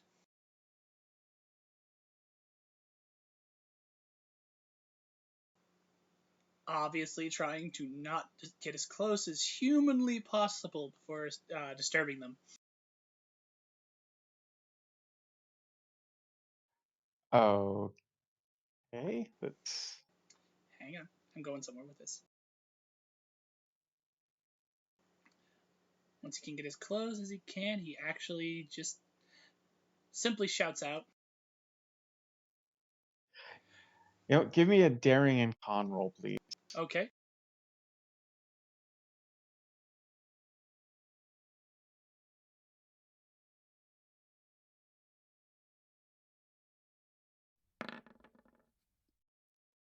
Okay, you you Why did sneak up that? very quietly. Sorry about the double roll. Oh, wait, you actually rolled the wrong thing. Con. Oh, daring and con, not command. Okay, my bad. My mouse has been double clicking things a lot. I think it's dying.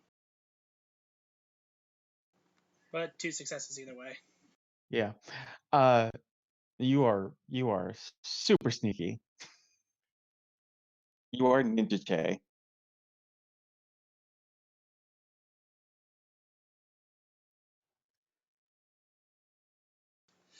So yes, once he gets what he thinks is close enough,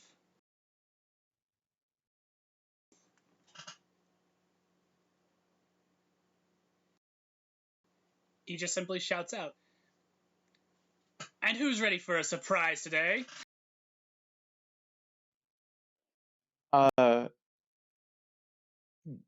Alexa lets out a surprise, like, oh, and then she looks at you and goes, Chet, and she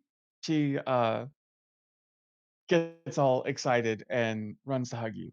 How old was Lexa again? Oh damn, I forgot. Probably should have listed that down. I remember we established like there's a spread of ages, like Che being the oldest, and then it kind of descended like a certain amount each time, but I forgot what it was. I think it's like every one of them is like 3 years apart or so, something like that. So So that means Nisi would be what, like when she would be like 18 now? something like that. Because Che is now, what was he when he started? 20? Yeah, something like that. So he's 21 now. Because it's been for a year. So so Nasi would be about 18. Then 3 years under that, 15. I should probably just write this down somehow. Um, so who was born after you? Churi or Nasi? Nisi, and then Shuri right after her, and Oh. Leeksa's the smallest.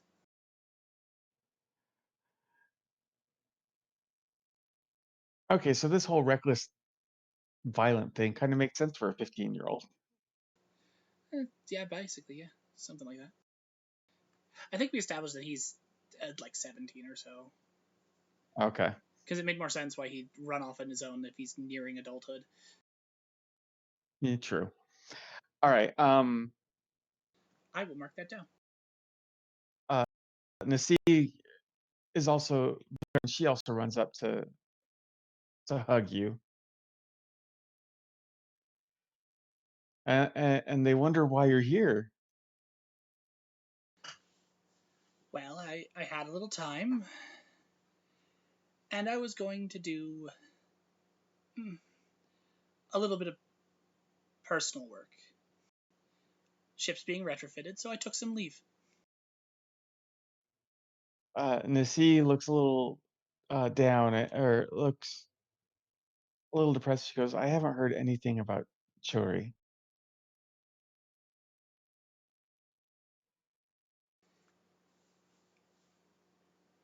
I'm sure it'll be. It's why I haven't contacted you. I'm sure he'll come home soon.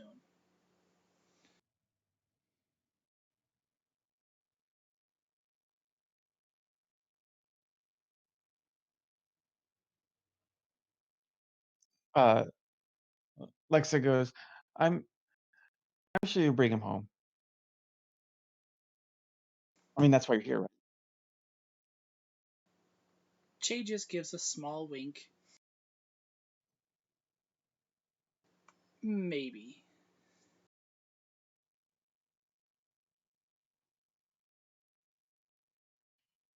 They do inform you that you just missed mom and dad.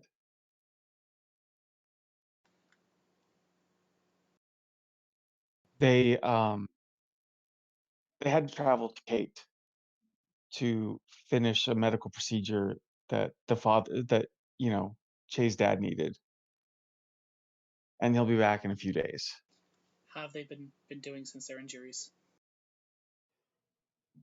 They've been doing okay. they can't do a lot of the work that they used to, but me and Lexa have picked up the slack.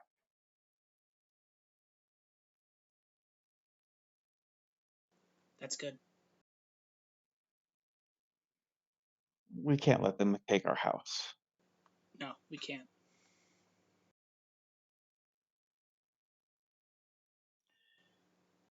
It's been part But of the are you family here to too. find? Oh, go ahead. It's been part of the family too long to let it go now. But are you here to bring Cherry home? Have you heard anything? Not much, but I think I have a couple places I can poke around in my free time. We'll see what turns up. Well, come on in. Are you hungry? Starving. Ready for some non-replicated meat? Oh, yes. Okay, so they take you in to make you a meal. Give What was Okay. it? Oh, I was I s- I was gonna cut to Frank, but I had to wake him up. Oh, no problem. Frank, I said, yeah. don't snap at me, bitch. Snap, snap. Um, Miral arrives on Denobula to the crowded cities of your birthplace. Our cities are not crowded. They're spacious, expansive. We have plenty of housing. Stacked on one another. No, we're not like Hi Possum. It's not like that. Don't make it sound like it's a trailer park.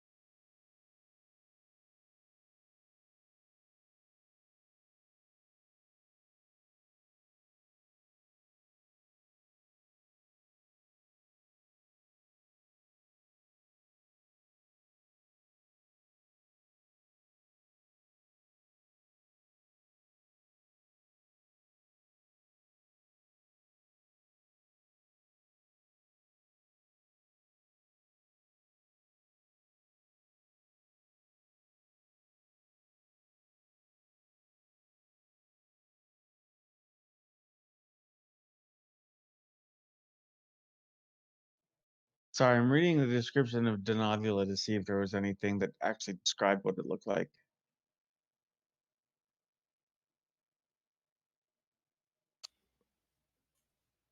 Is anybody else like picturing Nar after the 3 weeks after coming back? She's gonna go and go, "Hey, you will now call me Keeper Nar."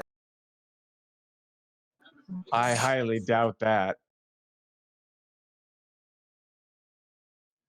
That calls to a species that she's not particularly fond of, except for what?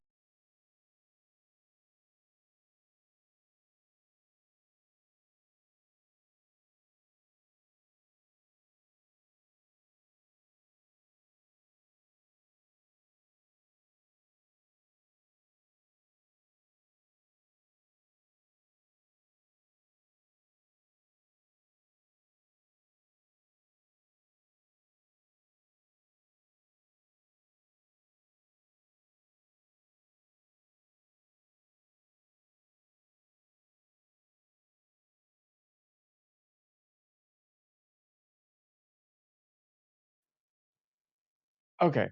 Um, so it doesn't actually describe it. We'll just, we'll just say that it's not horribly overcrowded. We'll just say it's a typical Federation world, kind of a utopia. Yeah, spacious, lush cities that are spread out where people have enough housing to live.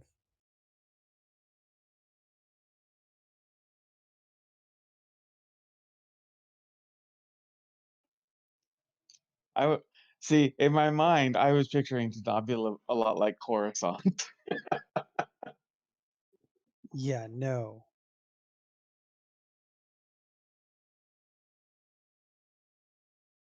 Of course, there's enough housing. I Anyway, mean, they have so many husbands, just jamming them all in the same house.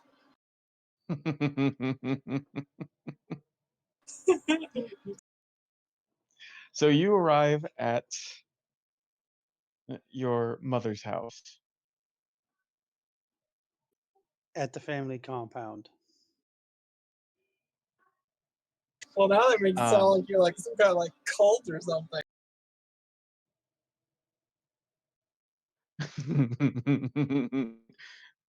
there's actual Kool-Aid there.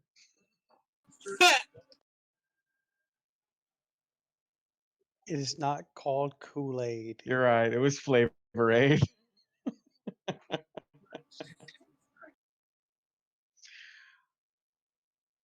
Um, so you are greeted by Kovics, your one of your fathers.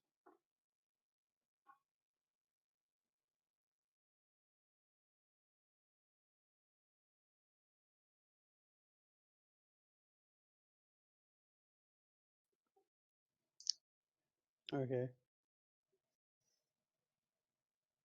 Hello, Miral. Father.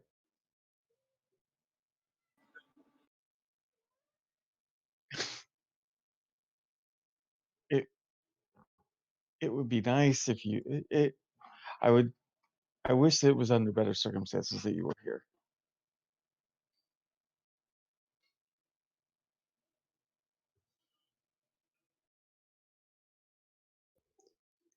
Don't we all? He leads you to your father's section of the house.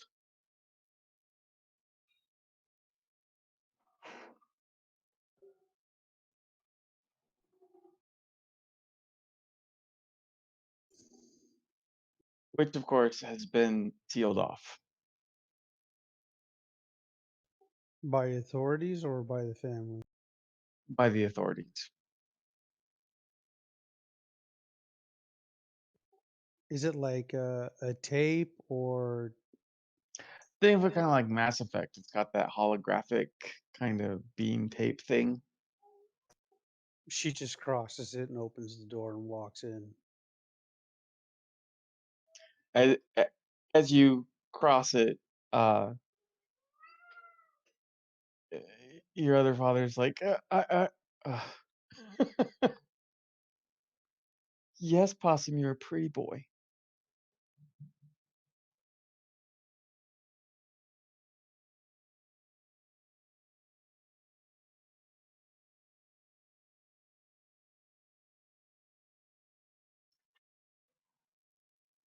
So when you get in, you can see the blood stain in the carpet. It looks like he was shot coming back into the room.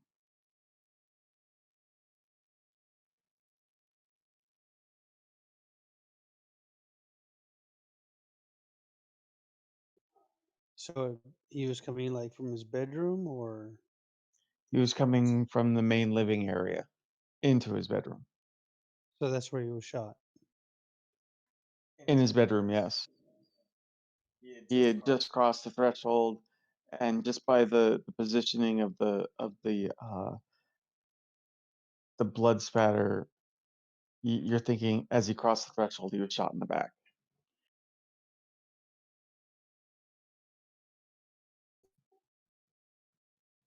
I start looking around for clues,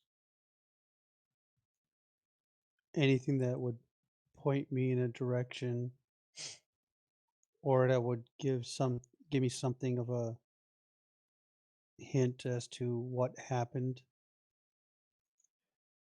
I realize now I should have wrote down the name of your father 'cause I forgot it. No, no, no, no. Your Denobulan dad. Orvix? Is that what I called him? Yeah. All right. I'll write that down.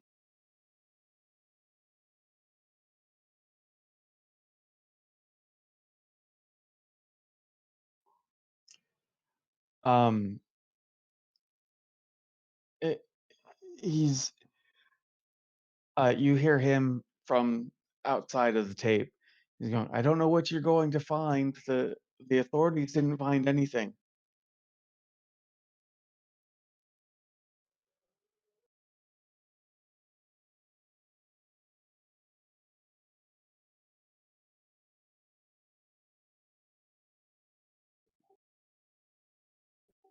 Then I guess you don't have anything to worry about.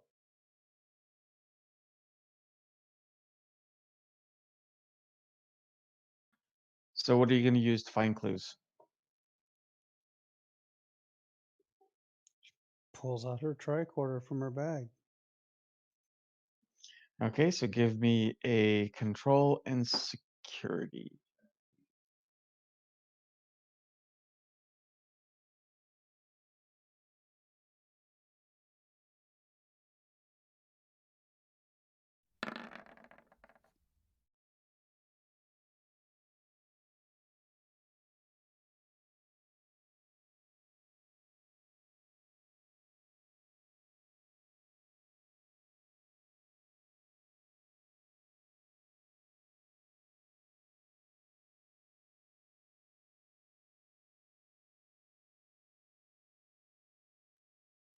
Okay. I'm trying to think of what the complication can be.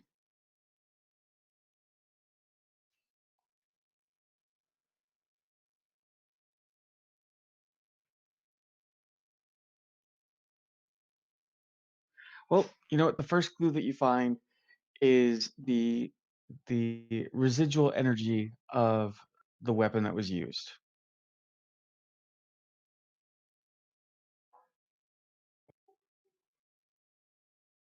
Which is what kind of weapon? Klingon disruptor.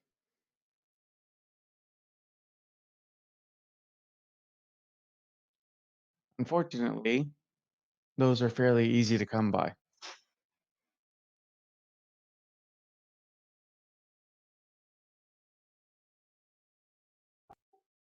I look around the quarters because thinking back, she probably remembers she had one or a pair sitting around somewhere as a display. Are there any missing from where he would have kept his weapons on display or where he would have put hidden them?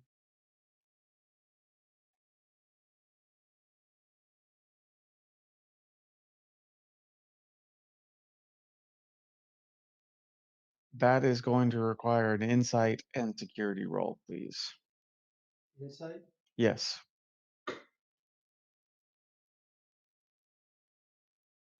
Focus? No.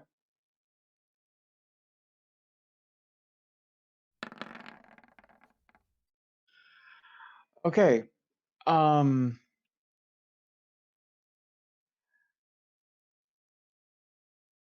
as you, I'm going to say that you spend a good hour scouring through everything. Um, you've you've noticed two things.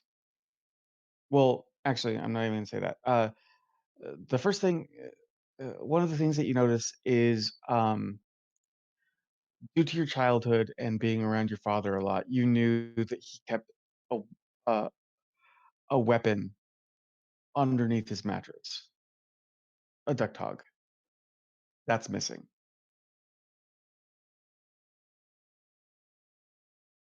But you also know or you also noticed that the room is too clean, with the exception of the blood spill on the carpet. There is no trace of fingerprints, including your father's.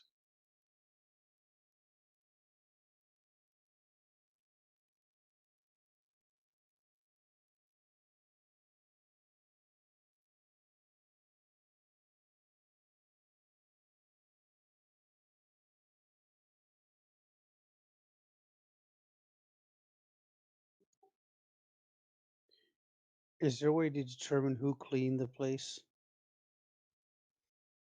No, the tools that can do it are fairly easy to access. So you just have to know the right contacts. And you're fairly certain, since there are Ferengi merchants on Denobula, they could probably easily get whatever was needed if the person came from this planet.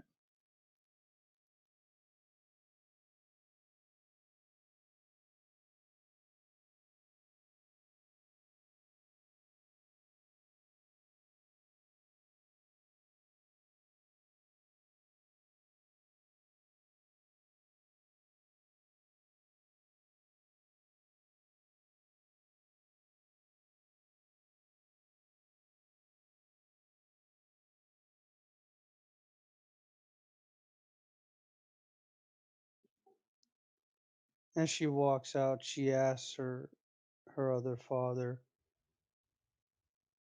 "Has any since the body was discovered, who's been in the house other than the authorities?" Uh, your mother has been here. I've been here. Your other father has been here. Um, and that's it.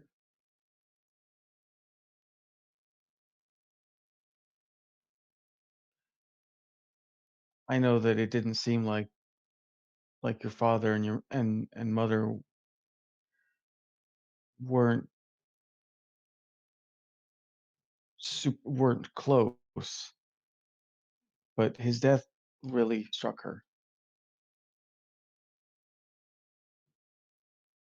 So we haven't had any visitors.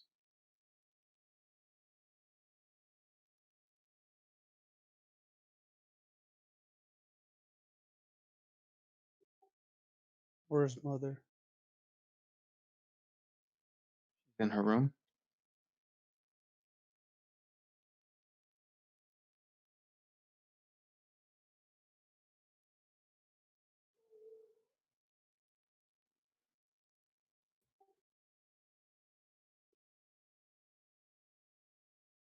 Let's go see her.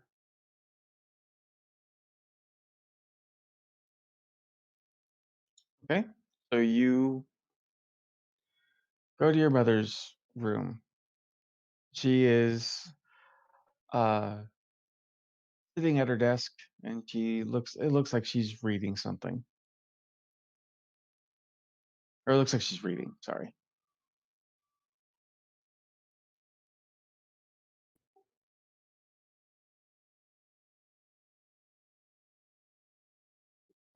Also, she hasn't turned as I open the door. I just sit there and I just call out to her, get her attention. Thank you for coming, Miral.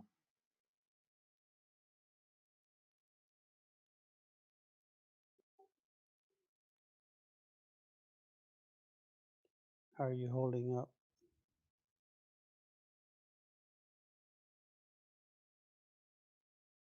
There was a murder in my house.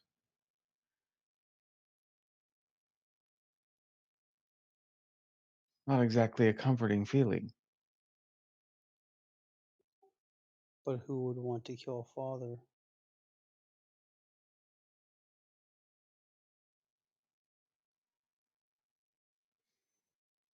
I don't know. He I won't say he had a lot of friends here, but he didn't have any enemies. You know your father, he was gruff.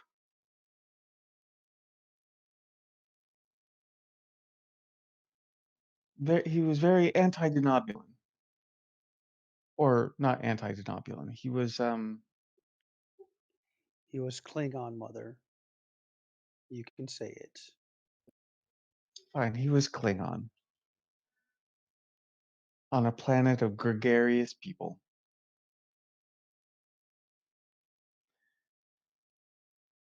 So there was disagreements, but nothing that would get him killed over it.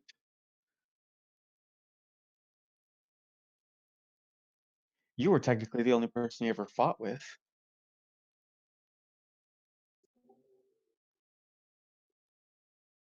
in a physical manner, I mean.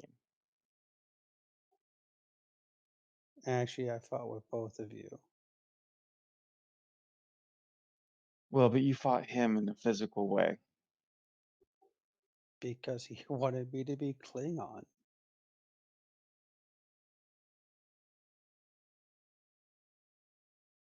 And you embraced that wholeheartedly. Look at me, Mother. I look Klingon. You only look Klingon because the the the, the ridges on our face coincide very much with the Klingons. So it's very similar biology. Right. And the extreme temperament is really part of the biology as well. No, that you got clearly from your father. I know. I do have a degree in xenobiology. Yes, and that makes me very proud. But I'm hoping you might be able to uncover what happened. The police have not been very helpful, or the authorities. They're not helpful because someone cleaned father's apartment.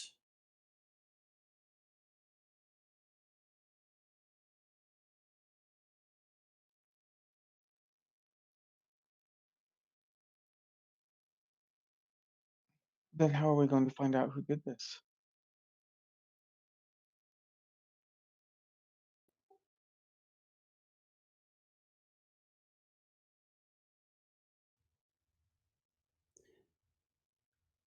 The only way to find out, I'm going to sit there and beat it out of someone.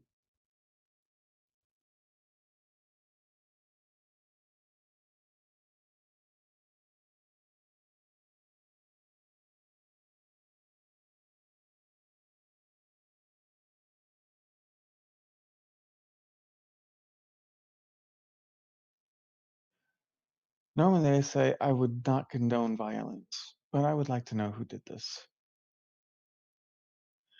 Just don't tell me what you've done. Plausible deniability is a value right now. As far as you know, Mother, I'm only here to grieve for my father's death. What I do when I'm not in your sight, is beyond your capabilities.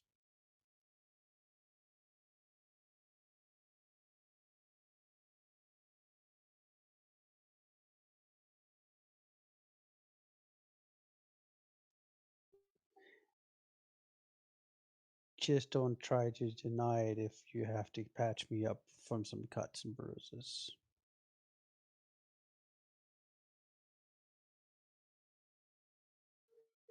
Well, if I can't do that, you know Corvix can.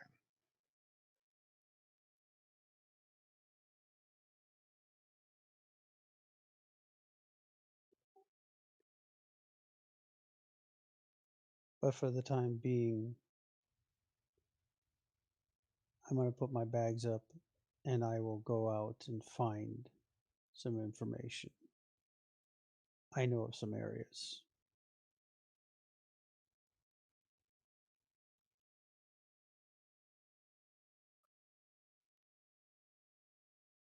She agrees.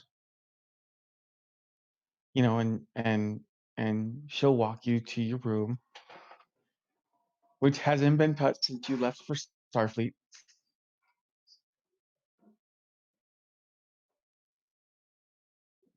Except for the dusting. Okay, so we're going to cut back to the Krion ship. It has been a fairly, you know, Tapan, you had a great time.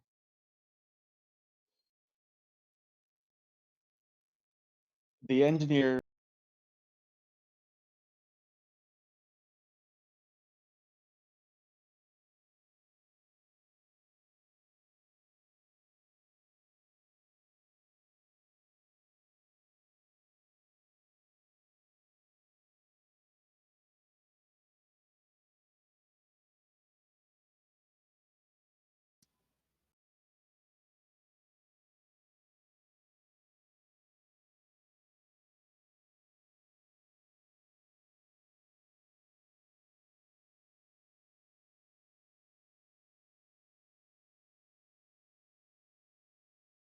can you guys hear me? Yeah. Okay. Now, Okay, so anyway, back to the Krion ship. Tapan, the chief engineer, is a lot like Dathan. Uh, your time in engineering has been helpful. Uh, you guys have been going over the con research, everything that you found, um, scans of the subspace node and the gateway, and she's even uh, given you some access to the Cryon database to cross-check with the Takan empires of other universes to see like uh, if anything could be explained in more detail by just cross-referencing. Um, but yeah, she shows you the transdimensional matrix. She can't give you the blueprint for it, but she basically just gives you the principle that uh, it gives the ability for the ship to go from one universe to another.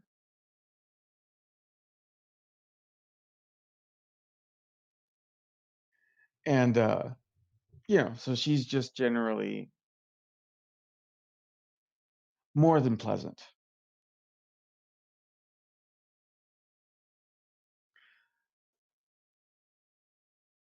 Um, Nar, the medical officers that you deal with are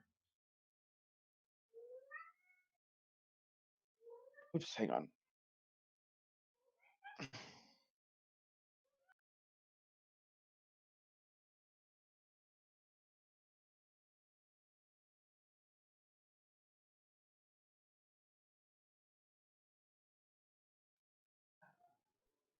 Um,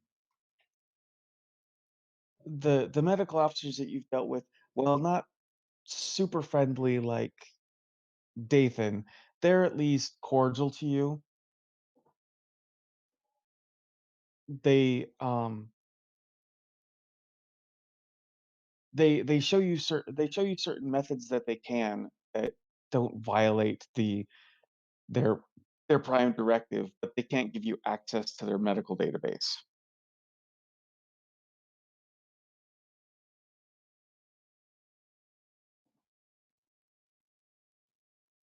So at the end of, I'll say, 4 or 5 hours, you guys are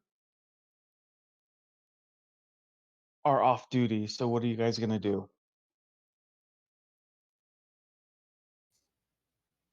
What happened at my station? Oh, sorry, totally forgot about Hartley. Um, actually, no, I know what it was. The chat log. I didn't realize I had scrolled up, and the last thing I saw from you was that you would be right back. So my brain was like, "You're away," but you weren't. Anyway, Hartley, uh, I I wanna say that you had a great time, but you spent most of that time getting your balls busted. Um, Elaborate? Oh, he fully thinks you're incompetent.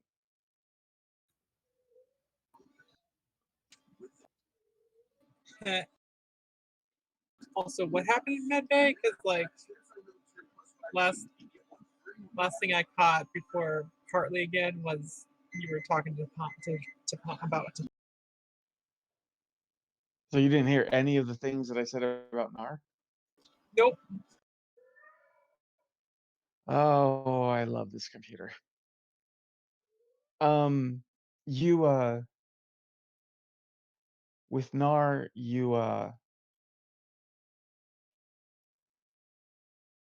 they're cordial to you. They're not friendly like Dathan, Uh-huh. and they they give you access to certain levels of the medical database, but they can't give you access to it all. Sure, sure.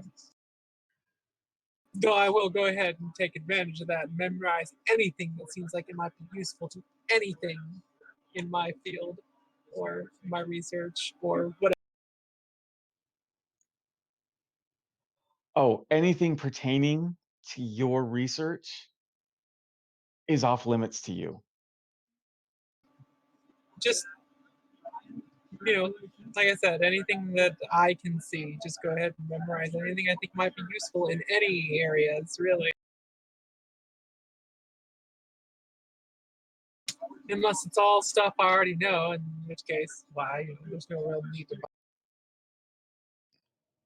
I won't say that you knew everything, but but honestly, with you and Hargrove working at it so diligently, uh, what what you can find, you and him had already come to that conclusion. Uh-huh.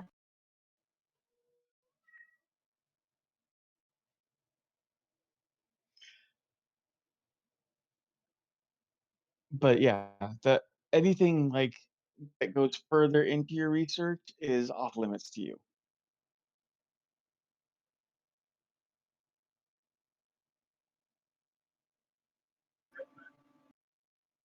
Mhm. So anyway, I also didn't need specifically just that research, but if there was anything that would have been helpful, just in general. um, they you see that they have given you some access to like records of alternate universes. So like you can look up Cardassians and see several of them that on and how they differ. Mhm, mhm. All right. Yeah. Including there's a universe where the Cardassians worship the prophets. For some reason, that doesn't really surprise me. And then of course there's the mirror universe. Of course.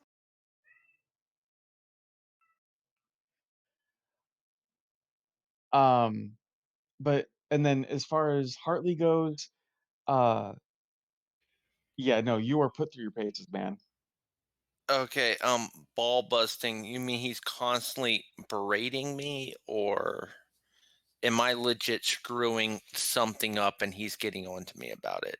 Oh no, he's running you through your paces. He is ensuring that you are a security officer. Because Oh, he's read the reports of all of the Tempest's missions. oh no, Oh yeah. oh no. So I can't Oh even bullshit him. yeah. He says Oh, if you were under his command, he would have sent you in front of the Pathfinder long before half of the things you've done.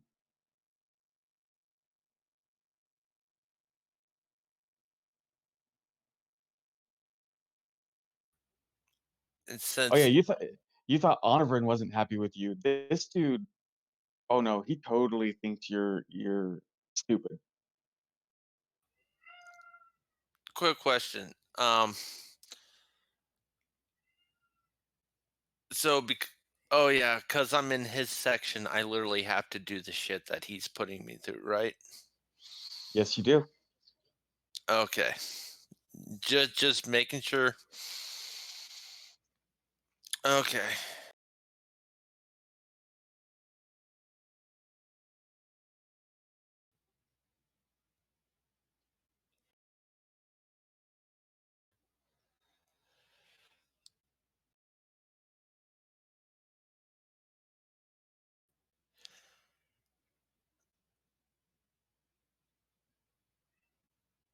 I take it he's putting me through drills as well.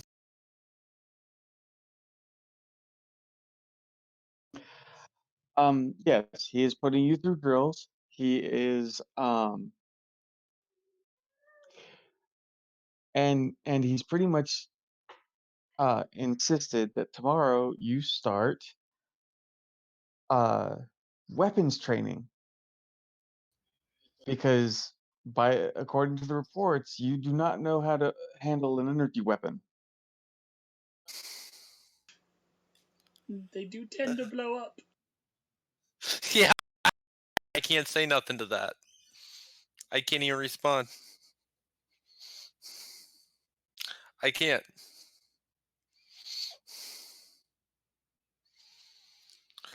But honestly, Hartley, despite the beratement,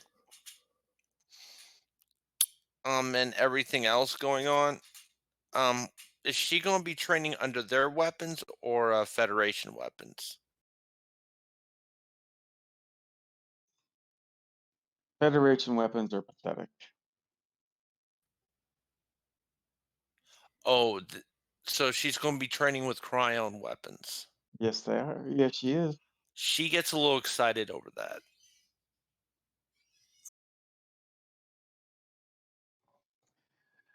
Um, but anyway, after your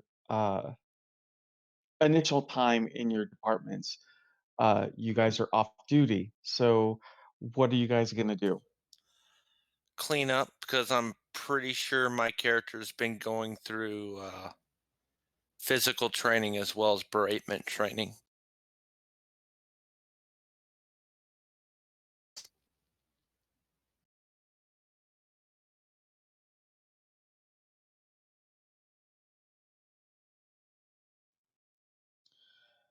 What about Nar and Tapan?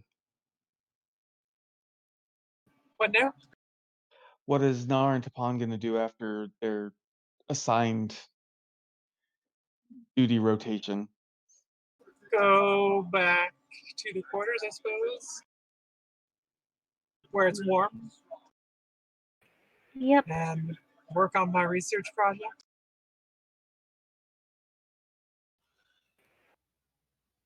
Go back to the quarters and Okay, actually relax for once. actually relax for once. While everyone's at the quarters and after, are the showers in the quarters or in a whole separate area? Well, you've got the bunk area, and then there is a uh restroom facility attached. So, you've got a shower in there. Okay. Well, after she comes out of the shower and sees both of you there, she asks what um so what are y'all's plans are for the rest of your time off?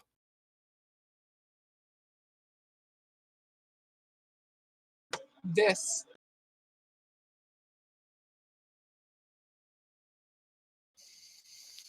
We are presented with a unique opportunity to get to know kn- the Cryon a little bit better. I was thinking maybe I was thinking about maybe checking out one of their out of character. What did they call it again? Like not their church, but their Temples? I was thinking about checking out one of their temples.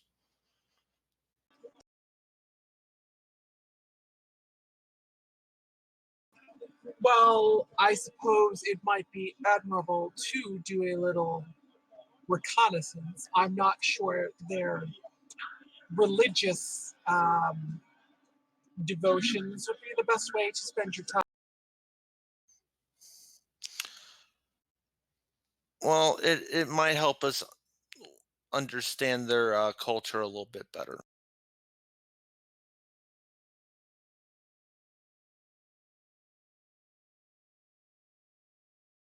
Perhaps. I can see Nara's inner monologue. Fuck their culture. Just watch out for the keeper. What do you mean? That's right. Yeah, that's right. I forgot Nara was the only person that saw Yeah. the Dr. Jekyll, Mr. Hyde thing. Yeah. What do you mean? The keeper seemed really nice. Oh my. Let's see. Dr. Vorlesson was less than pleased to have me in the sick bay.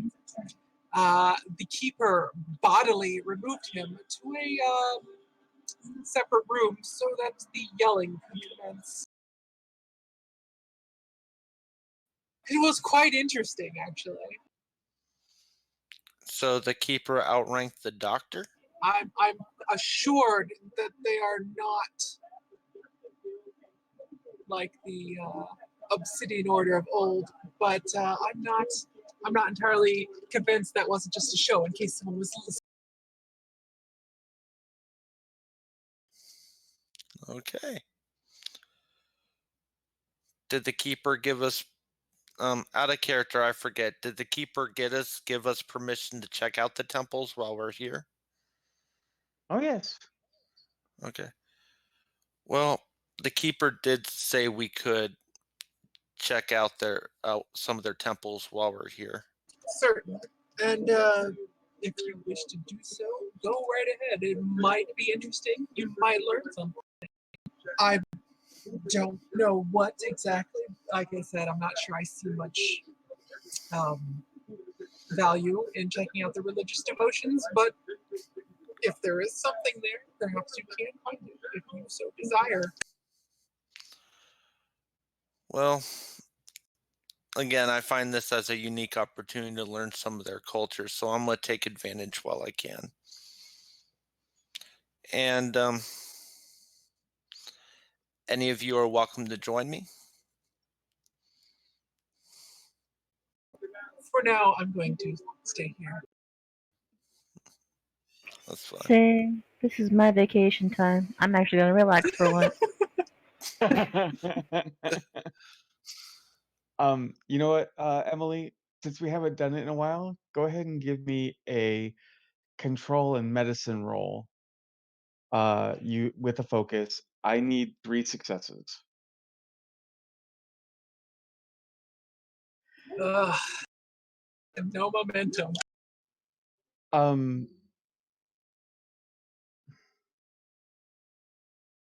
It's fine. It's fine. yeah, because I was about to say, if you wanted to, if you had a value that could kind of help with that roll, you could use it.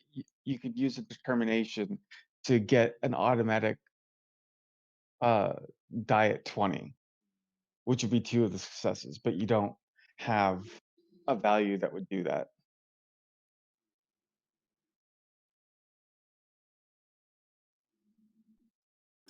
Nope. What's the But medical check for? her research. Oh, that's right. Nope. I'm just gonna blame it the cold. It's the cold. It's hard to think here. Yes. When I'm freezing.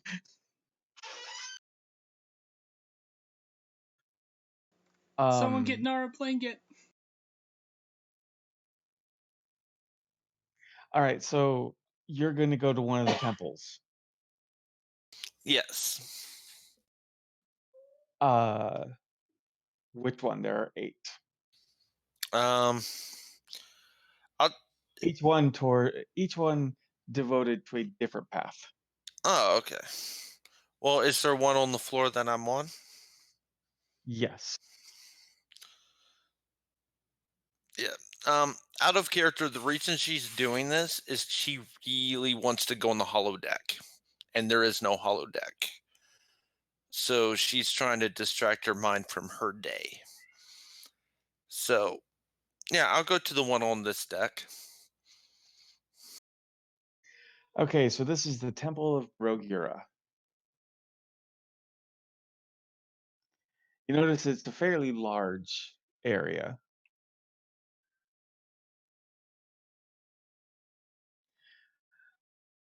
Like maybe twice the size of a holodeck. Oh, okay. There are tapestries all around. They've got just one symbol at the very bottom. Uh, there, there are cushions on the floor where you see people kneeling. Uh, and you can see this woman standing at the front, uh, going on about Brogyra and the history of the Krion. Oh, okay. I kind of stay in the back a little bit out of everyone's way just to kind of listen. Um, you know, that you get uh, there is a retelling of Brogyra, the first Krion, created and then shunned by those creators, and now it is the Krion's purpose to find the creators and destroy them. Oh,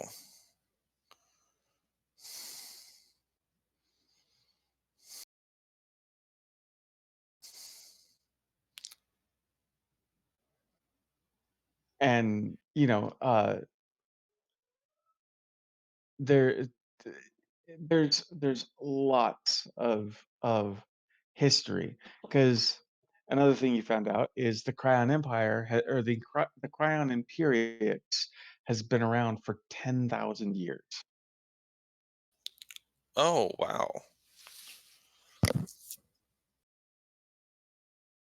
I'm actually going to mark that down. While not all of it has obviously been uh, interstellar, they have had interstellar travel for at least 2,000 years. Oh, okay. What was the name of this? Which sect does this? Which who does this temple worship? Like Borat?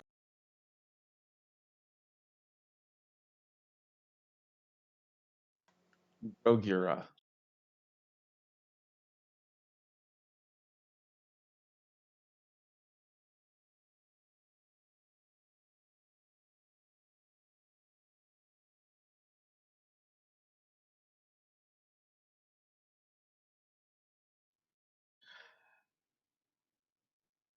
Um,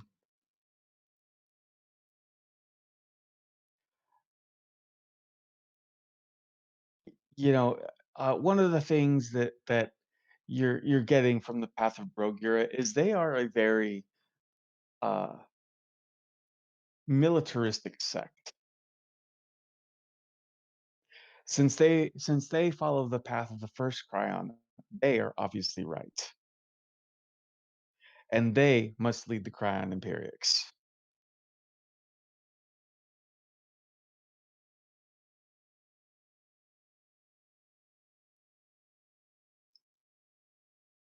And anyone who does not ally with with the path of Brogira is not a true path and needs to be destroyed.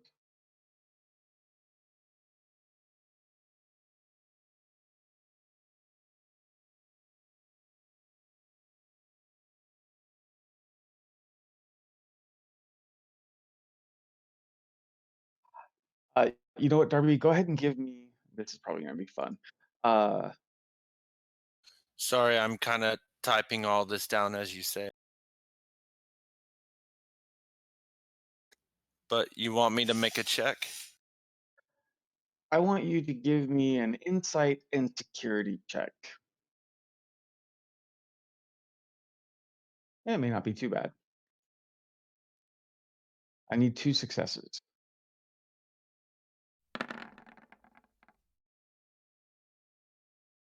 Okay, so no. Um, you, yeah, so you're just you're getting a lot, like, you're getting a lot of vibes that, that maybe as they're going through some of the major victories in Krion history in worship of Brogyra, uh, you're noticing that a lot of the incursions into other realities, the Krion were supremely the aggressors. Really?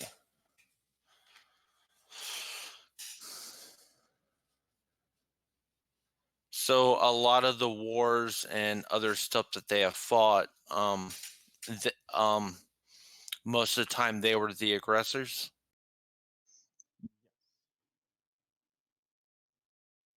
And they won.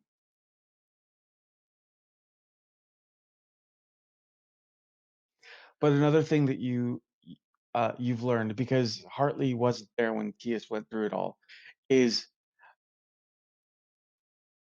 even though you're aware they're multiverse species, they are unique. They do not have counterparts in other realities.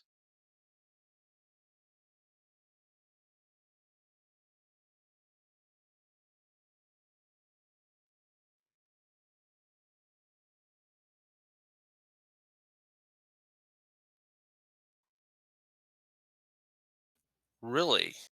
Yeah, so you can come across an alternate universe Hartley. There's only one of a Cryon.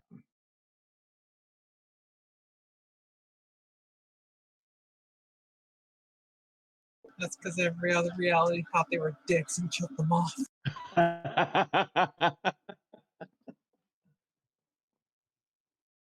Shushnar, be cold and do your research. I'm trying, god Does he give any particular reason, whether it be science or religious, to why they don't have any counterparts? Because the creators made it that way. Actually, Jimmy, I have a question. Since Yeah. since last time, and you were talking about learning how extended actions work. Yeah. Why? I mean, why have we? What I mean, are we going to start doing this that way, even if roles are too far between? Um, technically we should. Mhm.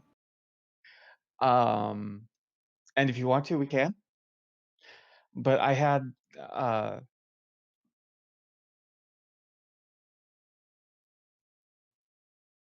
You have uh I don't know. I lost my train of thought. So if you want to, I'll give you 2 more rolls and that'll tell me how many uh days it'll take you. So give me 2 more rolls. all Or right. you know what? Actually give me why don't we just set it up as a work task of 10. Uh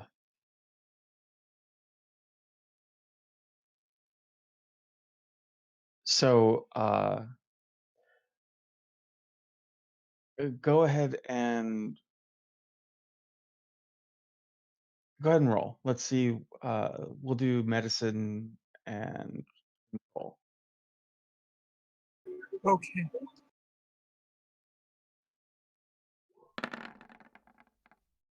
Okay, there's one. Roll again.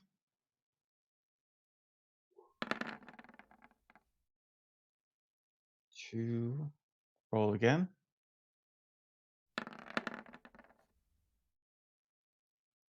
Ooh, nice. So that was one breakthrough. But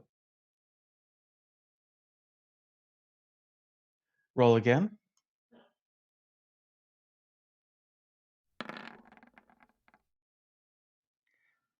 Nice again. Nara's not messing around. Not anymore. Roll again. I got a heated blanket or something. I'm in the shower. Okay, you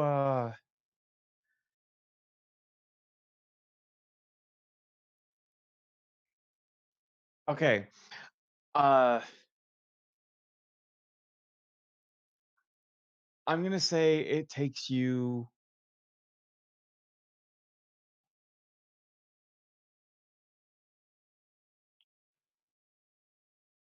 4 days to solve this.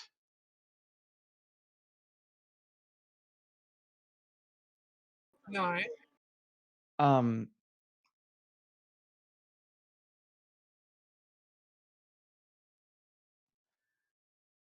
Let me go ahead and leave you guys off there, or leave you off there for the moment. Let me switch to Che right quick, and then I'll come back to you guys because Frank's asleep. Okay. So, Che, you you've your belly is full. You've had all the fuzzy critters you can eat. Yay! Fuzzy critters of eating. You your sisters have enjoyed your company immensely. I'll even say that they got a hold of your mom and dad, and you're able to uh,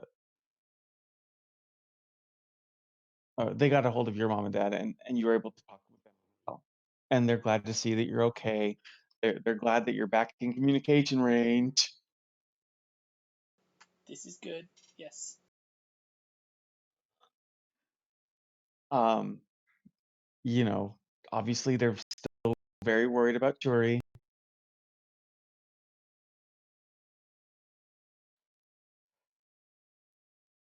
So, uh, but after your time with your family, what are you gonna do? So as it gets darker, everyone kind of settles in for the night to sleep and whatnot. I'm gonna head back into the city from my family, mostly Grandpa. I know of a few places in town where certain less than popular individuals hang out. Okay, so you're gonna go into the Orion district. Yes, right where I might find some people that I could start to getting good with. You know, as far as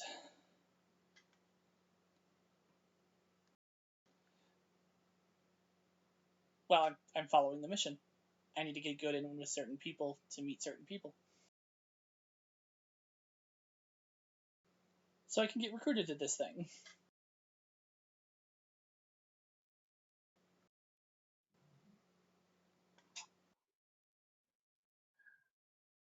Um, So yes, Orion District.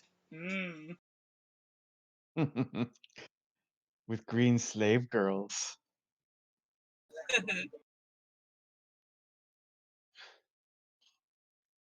Um, you know what? Go ahead and give me an insight and con check. Why not? Or insight and security, whichever is better.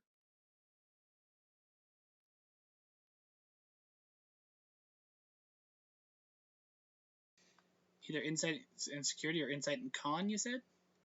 Yes, whichever is better.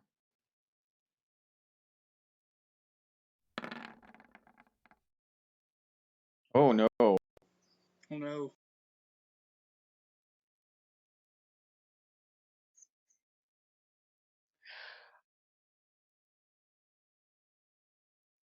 Okay. You know what? Because you're still fairly new at this, I know exactly what the complication is. Okay. So you are so you're looking for people who are leaning towards the terrorist cell, right? Yep. Okay. Anti-Ferasan sympathizers. So essentially what happened is you start spouting some anti-Ferasan stuff,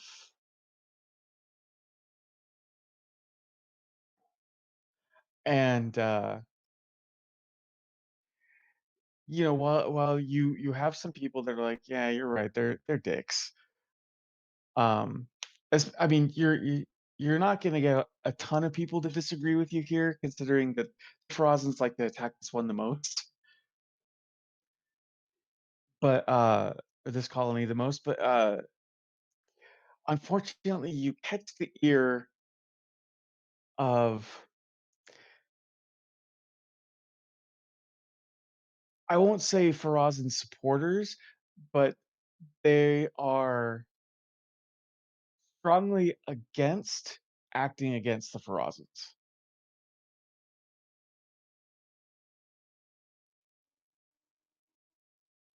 And unfortunately, they're drunk enough to where their pacifism isn't exactly strong. So you've kind of got yourself the almost beginnings of a bar fight. I egg them on further. I And love that in the complication just works right into it. yes, it does. I egg them on further and entice them to take it outside.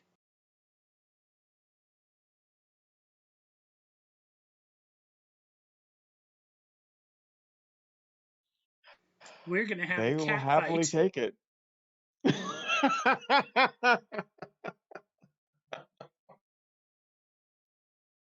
Meow.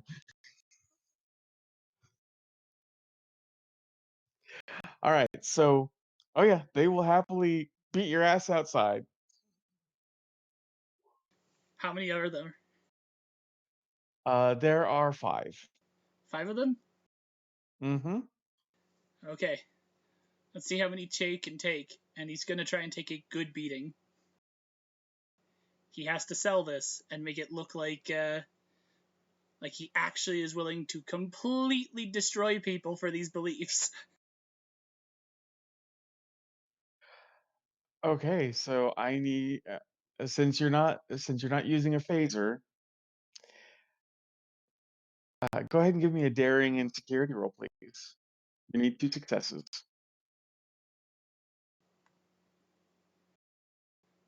I'm going to inflict 2 extra stress to get an extra dice. Are you overloading your hand again? Yes. Oh shit! Is it? Hang on. How many stress is it for the extra dice? I thought it was 3. That's wrong, Frank. It's not. Okay. Wait, what's up? We could hear Frank snoring. Oh, And so I was yeah. like, that's not. That's wrong, Frank. It's not. And then I made a noise that did not really sound like. Well, 2 successes or 3 successes, one or the other.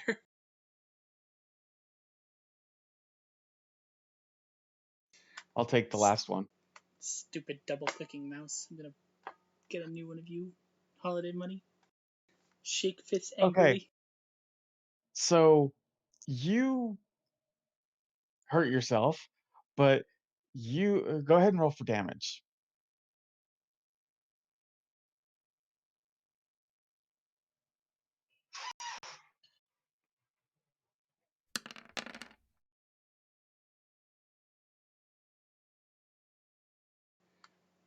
2 effects. You know what? Just because I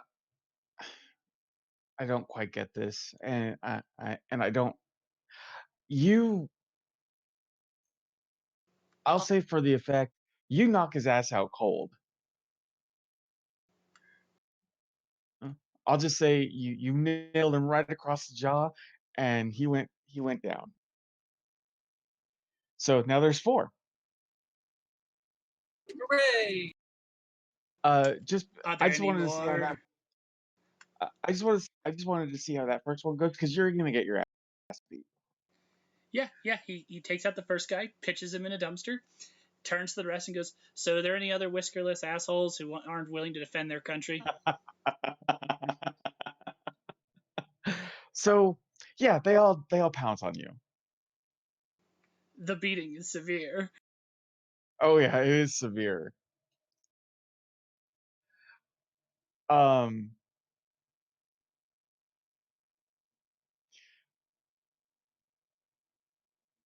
and they leave you in the alley to die. That was not a good plan.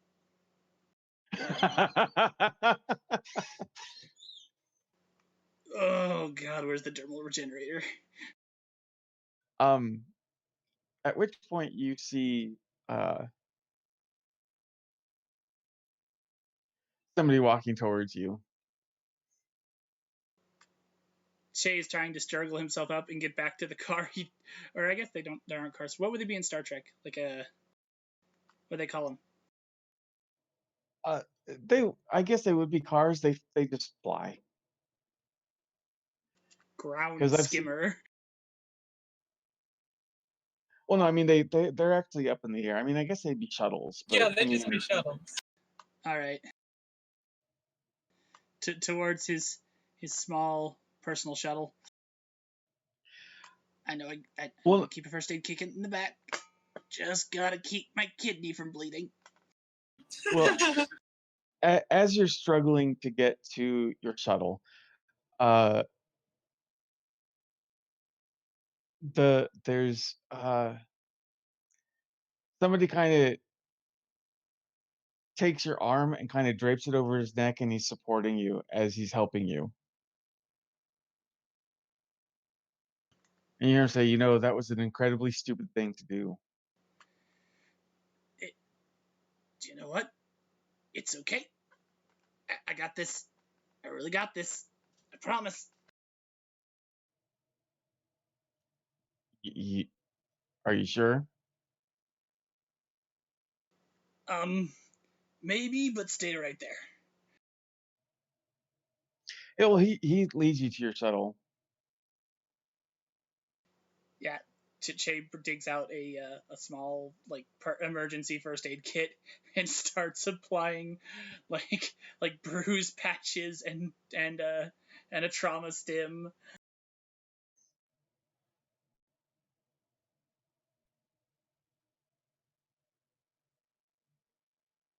Why would you be spouting off against the Ferasan in there? You have no idea who supports what in that facility. Well, it was just fine in my grandfather's time. Or maybe my grandfather was just tougher than me. I don't know.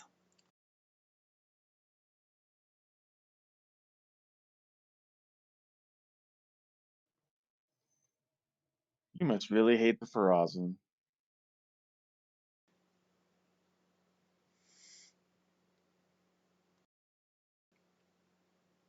I'd say yeah. I'd say they gave me reason to. Given every occasion a reason, multiple times. I was involved in half of them, I think.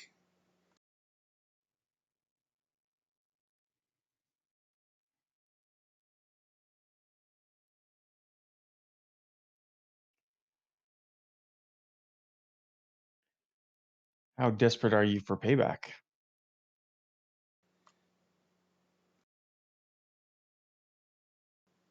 Desperate enough to be beat up by 4 guys in a bar. And still think it was a good idea?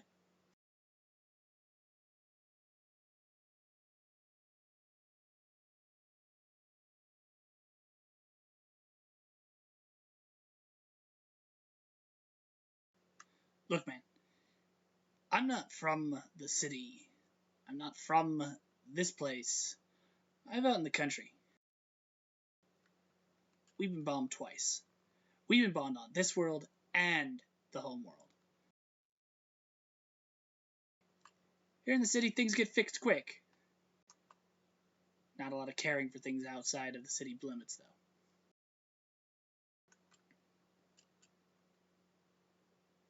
I don't care what happens to me, just to make sure it don't happen to my family again.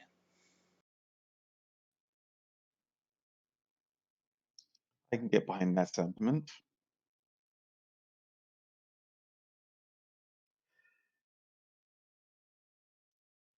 You know, instead of sharing your sympathy, instead of sharing your opinions to a bunch of people who don't agree with you,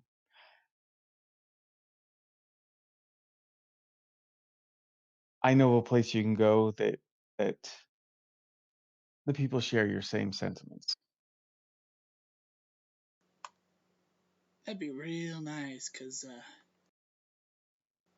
hiding bruises from the family ain't a decent venture. It's kind of costly. He's Yeah. saying as he's applying a bruise pack to his face. Yeah, I've heard some horror stories about the country homesteads. It hasn't been pretty.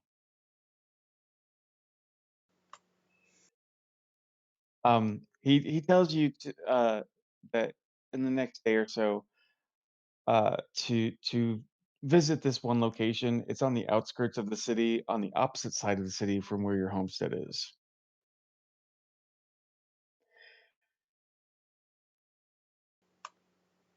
Much obliged. And then he introduces himself. And His name what's is Benar.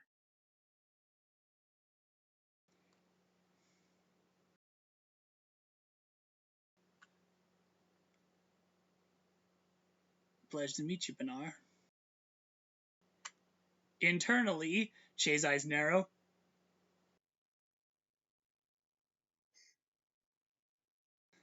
Okay, so you Objective. did recognize the name? Yeah. Internally, Shay's like objective sighted.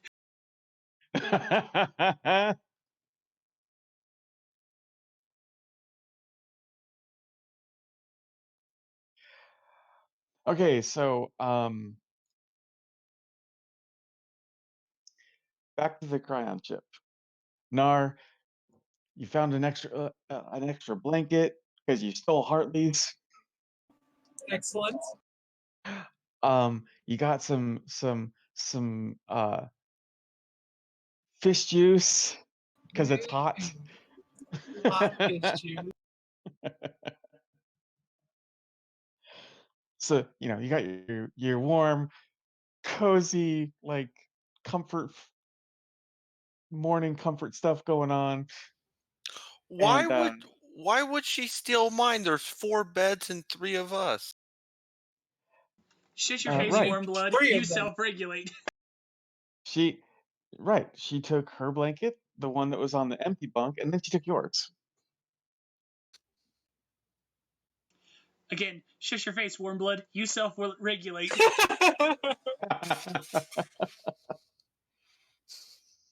I honestly Because don't know if Cardassians are actually cold-blooded, but that's fine. from everything that I've seen, they are reptilian. I mean, obviously they're, reptilian at least in form. But and besides, she can't take Tapon. Tapon is in full lounge mode on her bed. My vacation.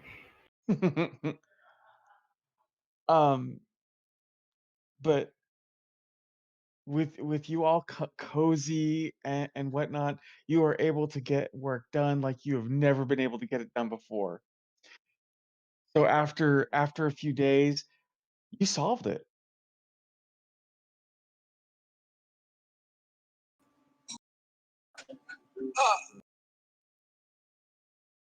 All right. First thing I do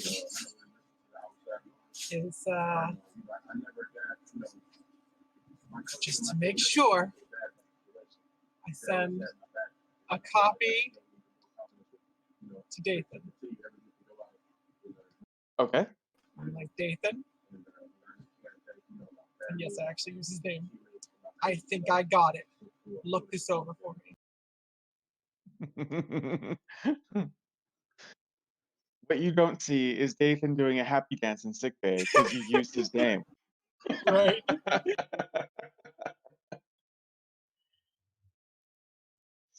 um. Okay, so you sent off that. Um. Okay, since it is almost midnight, I'm gonna leave it off there for now. When we come back, we will continue the murder investigation. Uh, Nars a victory lap around the ship. Hartley attending various services around the ship. Tapan doing sweet fuck all because it's her vacation. And Shay narrow, uh, narrowly staring at Benar the entire time. No, he it does not reach his face, but inside his head, he's like, got you, fucker.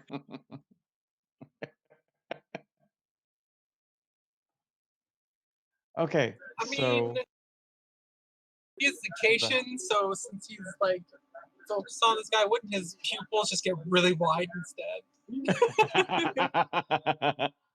Shay went all possum. If I wasn't upright, I'd wiggle my butt.